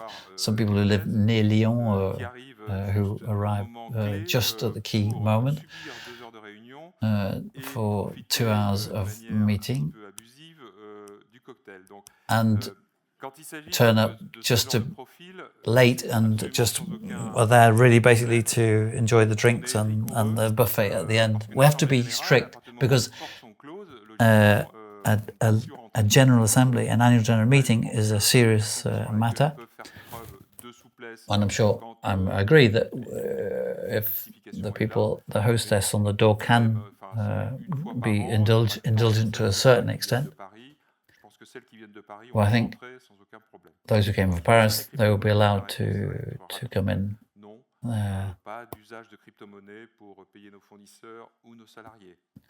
Crypto money? No, we're not going to be using that for our employees or for investors. Patricia is responsible for managing euro-dollar variations. I don't think she's going to be happy about taking on board crypto money. And I would also add that the crypto money is managed by people who I don't particularly want to be associated with. How many people are listening to us remotely? 29 people. And there's 4 questions. So, Thierry, 2 questions. Hi. Are the American funds still invested? Equity? Yeah, you see them on the list. We've also Community, which is a fund that we've had for a long time. They're still there. Second question from Thierry. Les pays intéressants pour étoffer le maillage européen du groupe, voire international? Which countries would be the interesting companies to be invested or to be in terms of prospection? I'm looking at Lionel.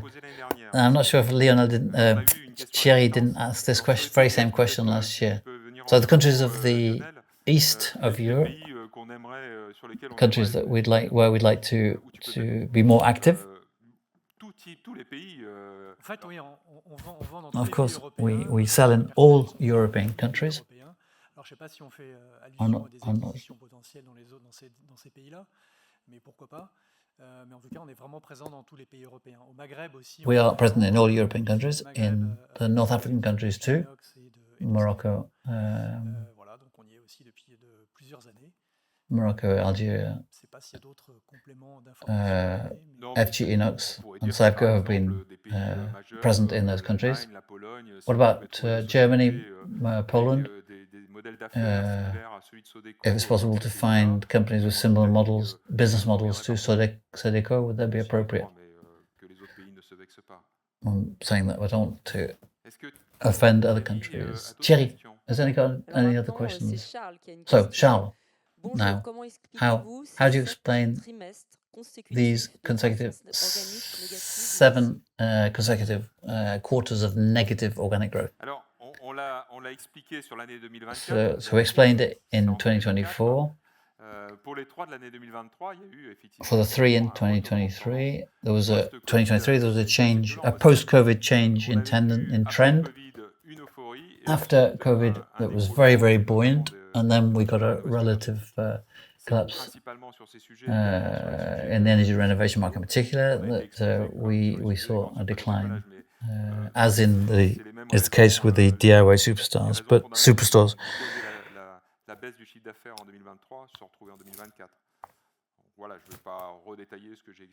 I'm not going to go back into detail to what I said to before. Is Charles have another question? Yeah. Who are the main competitors of Thermador group? We're lucky to have hundreds of them. Each of our subsidiaries has a lot of competitors, 20 or 25 competitors. And because we are addressing niche markets, and in each of these niche markets there are specialized competitors, and we get questions from our institutional investors, ask us about companies like Alberts, who distribute and to manufacture, and it was originally a company from Lyon as a company and a competitor of the group. So Albert is a competitor on several sectors. There's also Watson Industry, an American group, which has bought a number of companies in a number of factories in Europe, and they compete with us on several markets.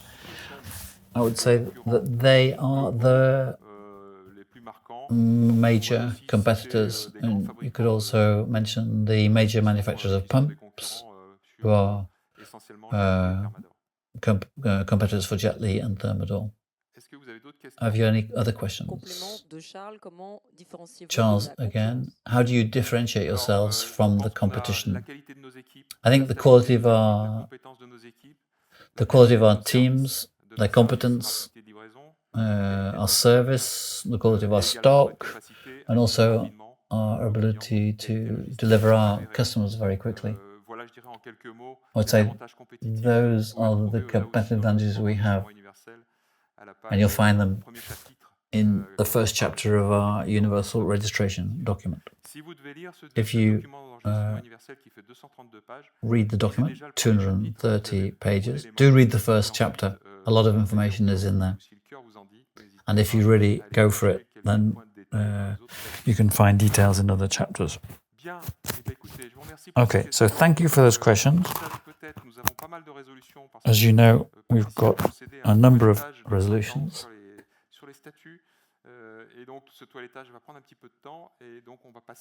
And so we're going to move on to the resolutions. So that you can see the people who may be appointed as board members physically, I'm going to ask them to come up onto the stage. Xavier, come on up with me. And then we're going to start the resolutions.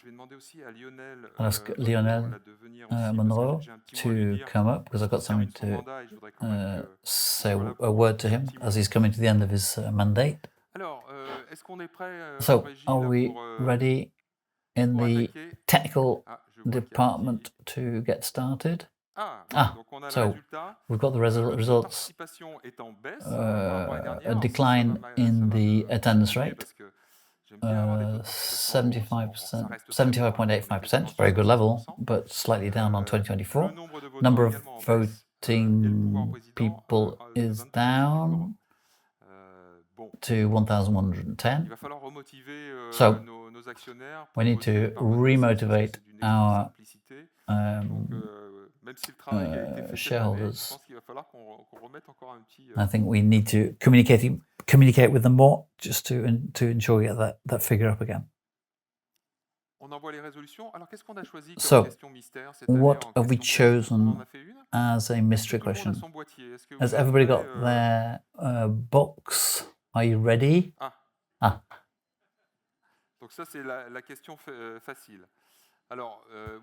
So, you have 3 buttons.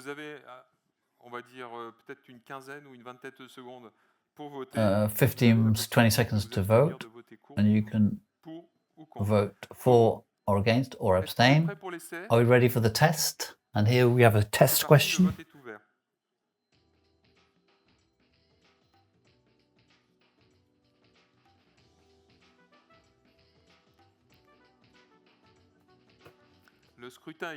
So the vote is closed.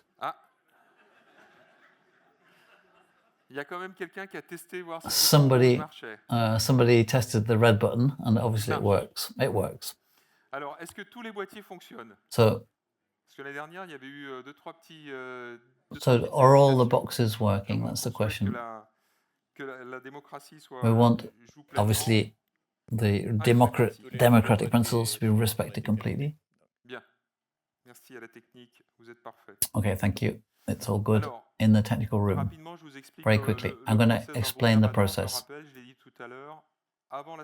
Before the annual general meeting, we have 2 meetings with the employees. We explain the resolutions, and we give them the possibility of voting too, so that the representatives of the employees receive the results of those votes, and they can express those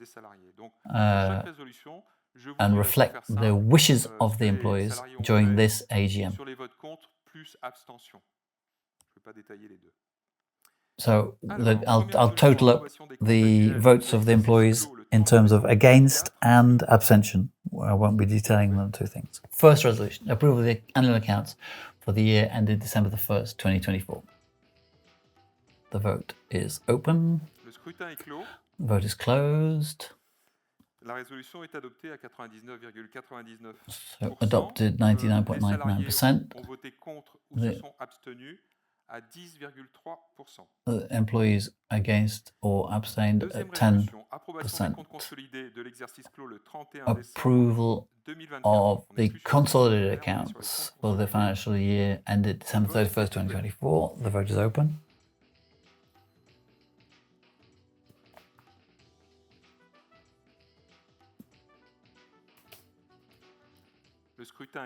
The vote is closed. 99.99% for employees, and employees against or abstained 10%.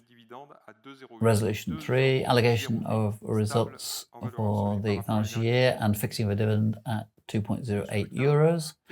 The vote is open.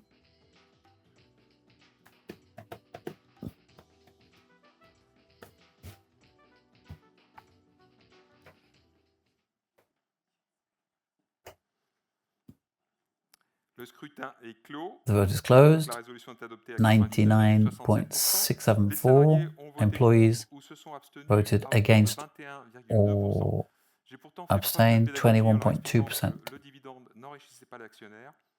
mais je pense qu'il doute encore de mes propos. Alors, so they don't have full confidence in our messages. So, next, resolution 4, appointment of Mr. Vortel as a board member, replacing Franck Bourgois. So he had a good record within the group.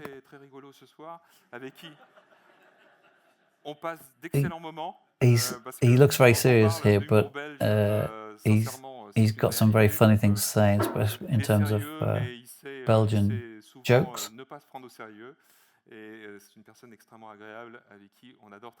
And we love working with him.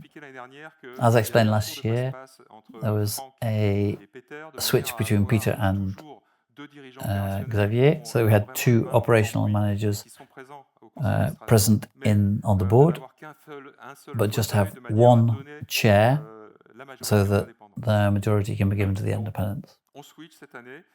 So it's a switch this year. Frank becomes a board member. Peter is invited regularly, and then this year it'll be Peter, if you approve that, will be on the board of directors. Did you want to say something? I'll bring you the microphone. Le temps que je t'amène le micro. Tu peux dire bonsoir en flamand si tu veux. You can say good evening in Flemish if you like. We did some automatic translation exercises. Oui, bah oui, parce que... Bon, est-ce que je veux dire un petit mot? Have I got something to say? Je suis Peter Wartel, j'ai 56 ans. I'm 56, I'm Peter Wartel. Je suis très fier de mes enfants. I'm very proud of my children. And I have a granddaughter. Anything else I can say? Are you proud of Sodeco? Yes, I'm proud of Sodeco, a great team, great company. I didn't prepare anything. A lot of my career I spent selling to industry, and I changed every 2 or 3 years, but I've been in Sodeco for 12 years. And now I'm director of the company, having started as sales for France. On n'a pas soif, on n'a pas faim, on a toute la nuit. Je suis psychologue de formation. I'm a psychologist by training. Tout s'explique. Aha, that explains many things. So, he mentioned translation. Le fait que je suis psychologue de formation m'aide quand même beaucoup à comprendre mes collègues français. But I have to say that being a psychologist helps me to understand my French colleagues more often than not. Merci. Thank you, Bon, Peter. on arrête parce qu'il est tard. Okay, it's getting late, so we have to stop there with him. Résolution numéro 4, nomination de So, Monsieur Peter resolution number 4. The vote is open. Le vote est ouvert.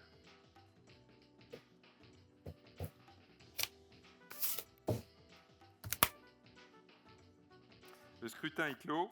The vote is closed. La résolution est adoptée à 99,50%. 99.5% in favor of. Et donc les salariés Employees ont voté contre ou se sont abstenus à hauteur de 14,7%. C'est qui ne connaît pas ton humour, 14.7% against for the employees. La résolution numéro 5, alors je vous en ai parlé tout à l'heure. Jusqu'à présent, Next resolution, until Lionel was a board member and en posture de pouvoir me remplacer à tout moment. Was able to replace me at any point in time, and this year Lionel's mandate comes to an end. And so we have the candidature of Xavier Isaac. I wanted to thank Lionel very warmly for this 4 years spent as deputy CEO, because you have to be ready all the time. But he was there waiting for the CEO to die, and that just didn't happen. So Lionel was perfectly capable of taking on the leadership, but he didn't have the opportunity. He remains in Thermador Groupe as a key element for international development. And he's done a lot of things for Thermador Group, not only for the company, Safeco, that he developed with his teams, but also in the external growth projects. And he was involved in those two recent, the recent acquisition in Inox and the purchase by Sodeco. Thank you once again, Lionel. Thank you, Guillaume.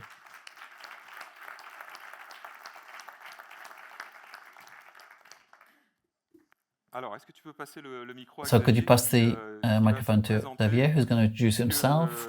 Because Xavier is presented as a candidate board member, and tomorrow morning at the board meeting, he will be appointed deputy CEO, and he'll be the person who will replace me if I had the bad idea of dying. Could you give us a few words? You've been in Thermador a long time. I'm 56, like Peter, Xavier, Isaac. I have a wife and 3 children.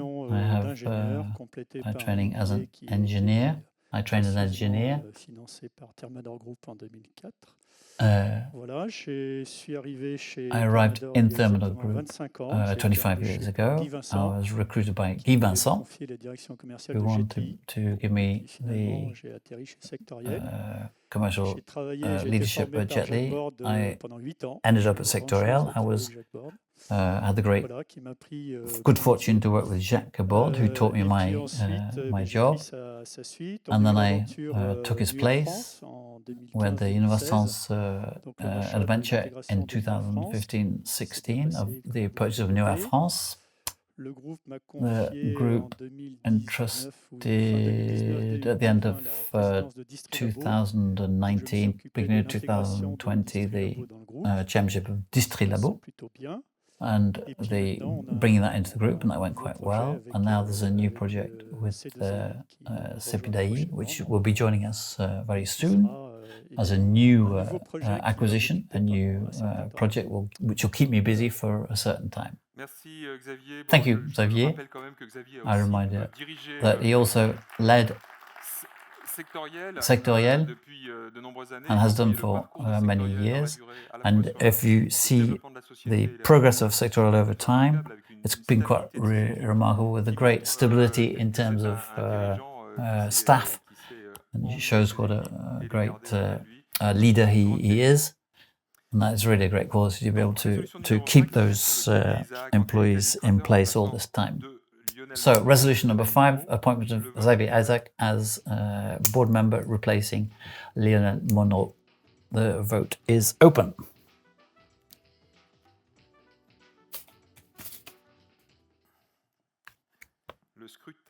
The vote is closed. 98.62% in favor.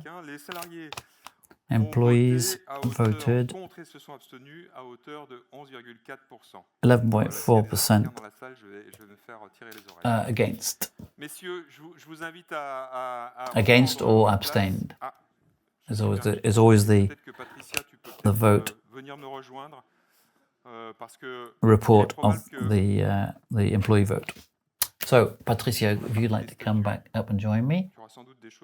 For the company bylaws, we continue with the renewals of mandates. So, resolution 6, and this is for Caroline Maignan, who's been with us for 10 years already.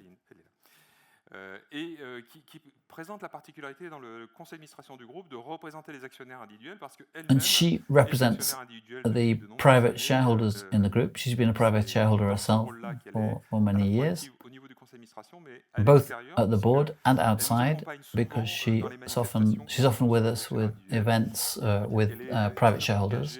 And she's very committed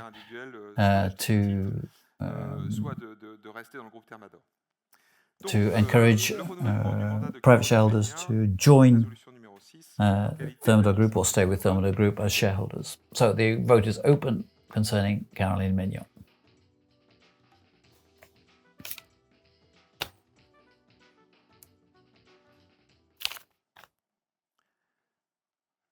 The vote is closed. 98.93%. Employees against or abstained for at a level of 13.5%.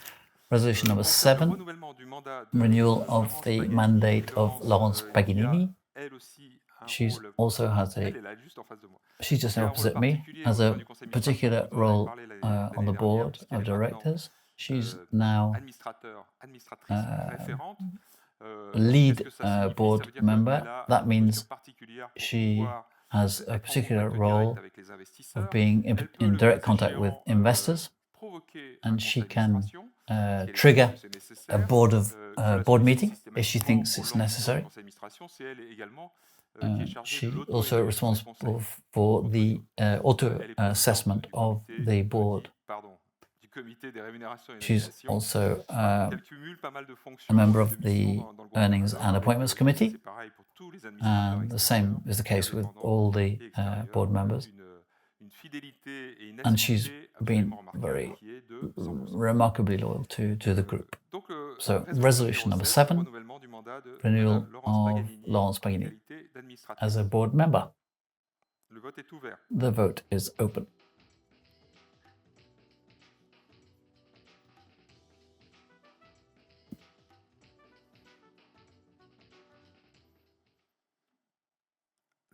The vote is closed.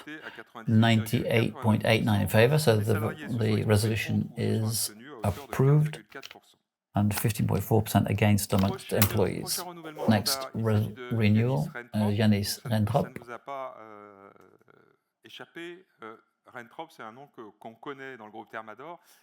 It's a familiar name. Yanis is the nephew of Norman Rentrop. And I think it was a good idea to bring this young man, very hard-working man, into our group, and very useful on the board. And it's great to have somebody of that quality. He has a particular status because he's both an external board member, but we don't consider him as independent because he has family linked to our biggest shareholders. I'm often complimentary about his work, about the thoroughness of his work for the board. And so thank you to you for your work and your participation, particularly in terms of your proofreading and your legal skills. So, for renewal of his mandate, I'd be surprised if you voted against, but we're going to vote anyway. The vote is open.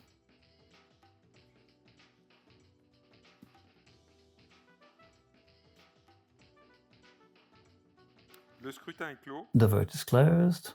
98.55% in favour. Employees 14.2% against. Next are numerous resolutions concerning the executives' remunerations. So for 2024 and 2025. So resolution 9, we're going to start with my remuneration for 2024. You can read about that on page 41 of the URD, and the vote is open to approve the fixed and variable elements of my overall remuneration and fringe benefits. The voting is closed. Adopted at 96.92%. Employees voted against or abstained at 21.4%. Patricia now. Same thing. Deputy CEO of group and responsible for finance,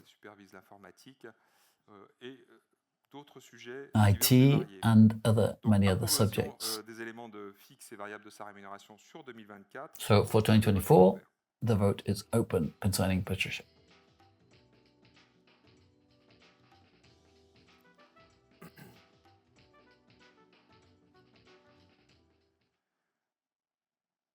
The vote is closed. 96.94% in favor. Employees against to a level of 19.8%.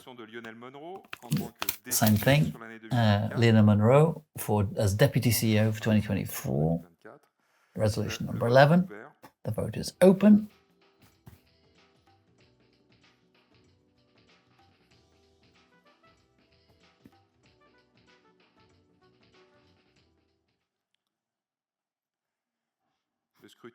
The vote is closed. Resolution adopted at 96.94%. Employees voted against at 24.2% against or abstained. So the general policy of remuneration for Thermador groupe for the members of the board. So that's URD pages 41 to 49, and the vote is open. Resolution number 12. The vote is closed. 99.88% for, so the resolution is approved. Employees voted against or abstained. 24.2%. Resolution number 13. Formal vote. We ask the shareholders to check that we respect the article L22-10-9 of the company's code, the French company's code. This allows you to compare the year in question with the year before and be able to compare the remunerations of the executives from one year to the next. So there's resolution number 13. The vote is open.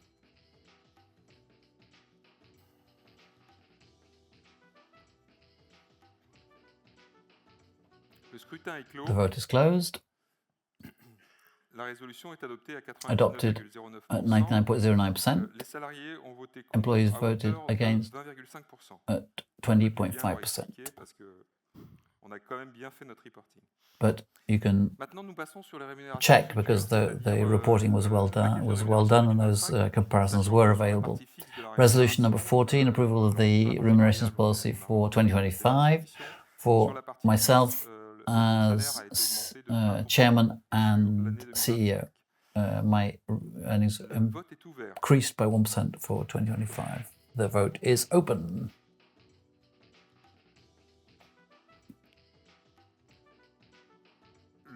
The vote is closed. 96.58% for,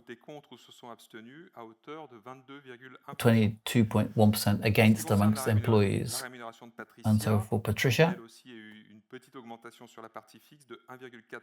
1.4% increase for her in 2025.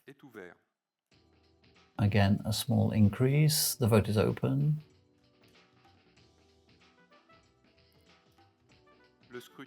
The vote is closed. The resolution is adopted. 98.99% in favor.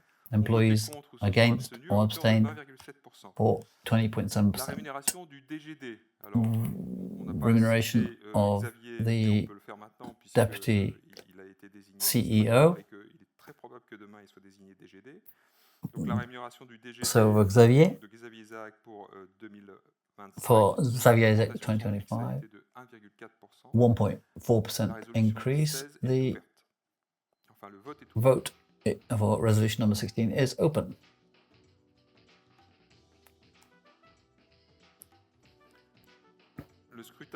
The vote is closed. The resolution is adopted at 96.26%. And the employees voted against for 26.6%.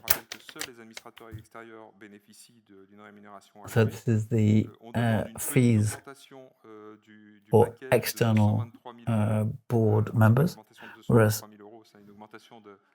asking for an increase in 3,000 euros compared to last year, so a small increase. And it's a maximum amount available. So we're suggesting 223,000 euros for this year for external members of the board of directors. The vote is open. And the vote is closed. In favour, 99.87% in favour of this resolution. Employees voted against or abstained at 20.5%.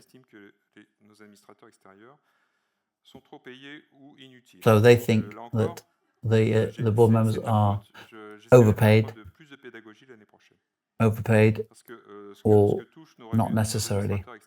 What our external board members, what they receive is perfectly reasonable compared to a normal, a comparable companies.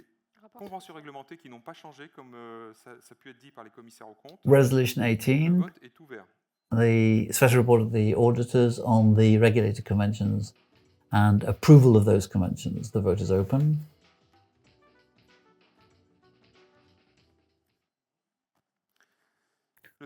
And the vote is closed. The resolution is adopted at 99.99%. The employees voted against at 16.3%. Resolution number 19, we want to give the board to intervene on the market to buy shares in the company, 30,000 shares, and it's probable that we will continue to do that. And these shares can be used either for long-term investment or against acquisitions as part of a transaction with companies that may come to join us. And a maximum price of the share at €99. The vote is open on Resolution 19.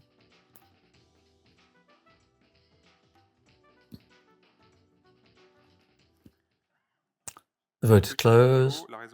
99.94% in favour. The employees voted against. 17.2%. Performance shares. So, Bertrand, could you come up? We're going to ask you to say a few words after the vote of Resolutions 2021. These performance shares for employees have changed compared to last year. Still, maximum of 0.6% of capital, and this time 100% dependent on extra financial elements. We'll ask the subsidiaries to give their input to choose the indicators that are most appropriate to their employees and what they can do. Voilà pour l'essentiel. Je pense que quelque part on a présenté un plan en fait aux salariés. So we presented a plan to the employees. C'était assez compliqué comme plan parce qu'on essaye de couvrir un peu à la performance et puis d'autres moyens qui sont le FCPE. Donc ça c'est to cover all the elements of contribution. Travailler avec le conseil d'administration. Cette résolution est ouverte, est votée. Patricia a raison, faut rappeler les objectifs. So it's important to remember the objectives. Attractive activity, increase in capital. We are not at 8.5% of employee shareholding, so this is part of that objective.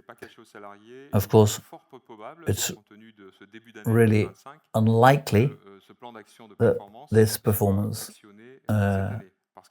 share program will be activated this year.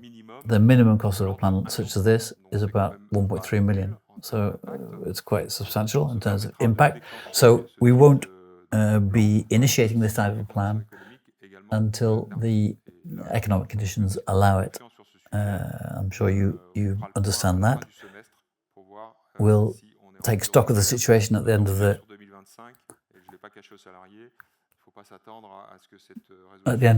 first half, but it's unlikely to happen in 2025, but possible in 2026. Resolution 20, the vote is open.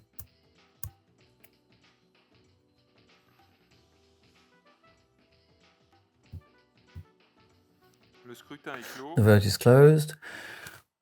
Vote in favour at 98.69%. Thank you. I think that's really good for the employees to know, for them to know you're supporting them. They voted against 20%. Last year it was 30. So this plan is obviously better received than last year because we're giving more assurances. So this is the same thing, but this concerns 0.06% of capital. This is for the executive directors. Those who have already benefited from the previous plan, Lionel, Xavier, Fabienne, Boucher and Eric Boucher and my men will not be part of this plan. We're excluded from this plan. This is for all the other executive directors. And a maximum of 250 shares.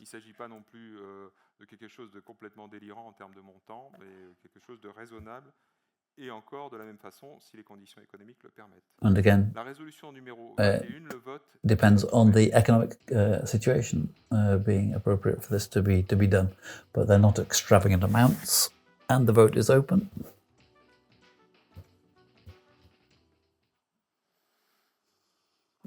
The vote is closed. La résolution est adoptée à 90. Resolution adopted at 98.76%. Employees voted against at 36.1%, whereas last year it was above 50%. So, as you can see, there's a better consensus this year. So, Bertrand, you are a representative of the employees and a member of the board. Would you like to talk on behalf of the employees? So, in terms of the two resolutions last year, those people were worried. We discussed this subject at the annual general meeting. The employees didn't really understand how it worked. We talked about it with Patricia and Guillaume, and during the two pre-AGM meetings, we had a lot of questions before those two meetings and during on these two resolutions, especially, of course, the 20, which concerns them. And so we worked on the slides with Guillaume to have more explanations for the employees and remove the concerns, saying to them that it was remuneration linked to performance, and it was long-term remuneration. And they were not at all free shares, as the employees might have understood. So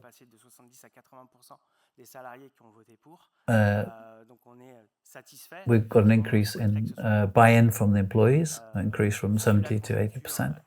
And given the situation, it's going to be obviously a bit difficult to get any result from this year, but for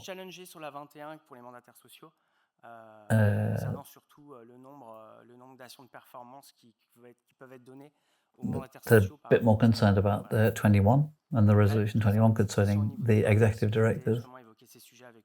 There's Claire Sido, who was at the on the surveillance board, who's also here with Marion, the former representative. And she's still a board member, yes, of course.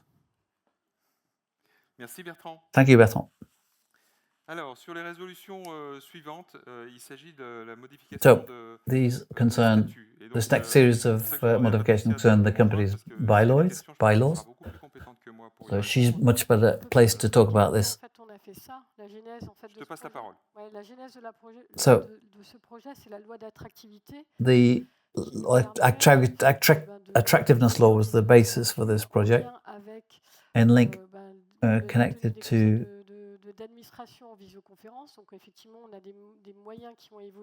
the means that we have available through the bylaws were not available before. So we had the written consultation of the board members, which we didn't have in our bylaws.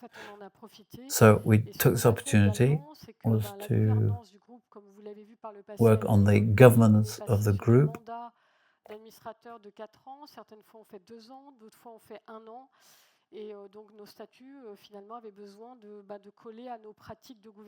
And we need to align our company bylaws with the period of mandates of the board members. And some of the resolutions can be worked on at distance. So the transfer of the head office, for example, we're just trying to align ourselves with the law and modernize our bylaws in connection with the law. And so we really just blew all the dust off these old bylaws and brought them up to date. So 22, modification of Article 4 of the company bylaws on the conditions for the transfer of the head office in compliance with the provisions of Article L 225-36 of the French Code of Commerce. The vote is open.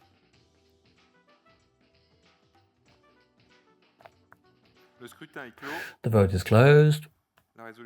Voted in favour, 99.74%. The employees voted against for 15.4%. The resolution number 23, modification of Article 10 of the bylaws, concerning the liberation of shares. The vote is open.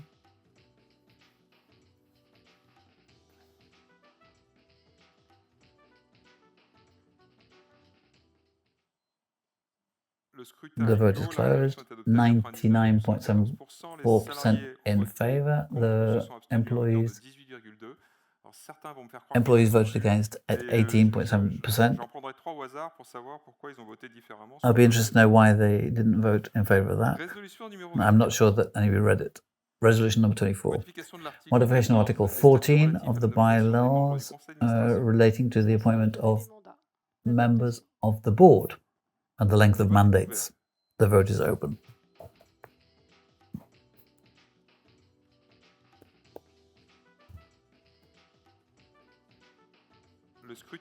The vote is closed. Resolution is adopted. 99.98% in favour. Employees against 17.5%. Resolution number 25. Modification of Article 15 of the bylaws relating to deliberations of the Board of Directors. That's written consultation of the members of the board. And questions and answers in writing. And the vote is open.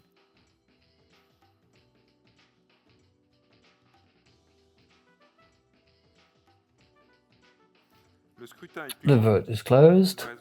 Resolution adopted at 99.98%. The employees voted against or abstained at 17%.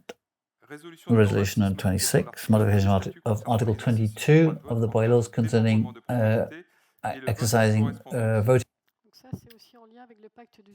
So this is linked to the Deux Traits Pact. So we've got donations in there. So we've changed our bylaws to accommodate those shareholders with different statuses compared to the past. The vote is open.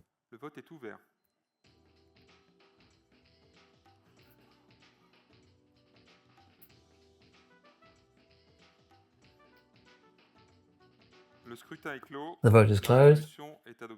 Resolution adopted at 99.97%. Employees voted against or voted 16.3% against or abstained. Resolution 27. Compliance of the bylaws in relation to legal provisions, applicable legal or regulatory provisions, precisions, reformulations or simplifications in terms of the way they're written. Very little impact in terms of the shareholders, and the vote is open.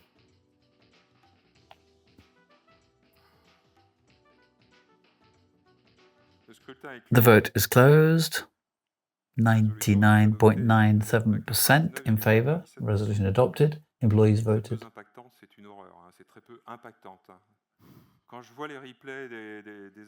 I used poor French there. I just corrected myself. So, 28e, c'est la dernière, et ensuite on 28th one is the last one, then we'll be able to go and have a drink. Pouvoir pour formalité légale de publicité, de So dépôt, powers modification of des statuts. legal formalities of publication, of deposit, of modification of the bylaws. The vote is open.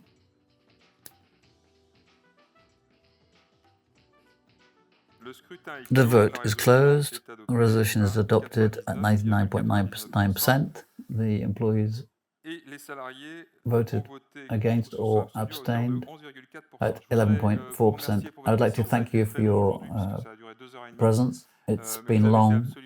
You've been fantastic, very attentive. Thank you very much. Thank you to the team from Opaline, under the direction of Adrien and Arlette, and who've organised this annual general meeting. And thank you for all the administrative people. And one shareholder said to me that it's really unbearable to see women at the hosting post and men at the bar. So it's just that next year that there are not just administrative directors at the desk, but also some sales managers. That would be good. Je vois que ils applaudissent pas là. C'est pas normal là. C'est la décision qui a été la plus applaudie ce soir. That was the comment that was received the most applauded tonight, and 4 of them will be chosen in a draw tonight, and they should be careful next year. So thanks to the financial team, supervised by Patricia. We have a man called Givok who's at the desk. So thank you to him, and you're all welcome to join us up 2 floors up to make the most of this beautiful museum and enjoy the cocktail that we've prepared for you. Thank you.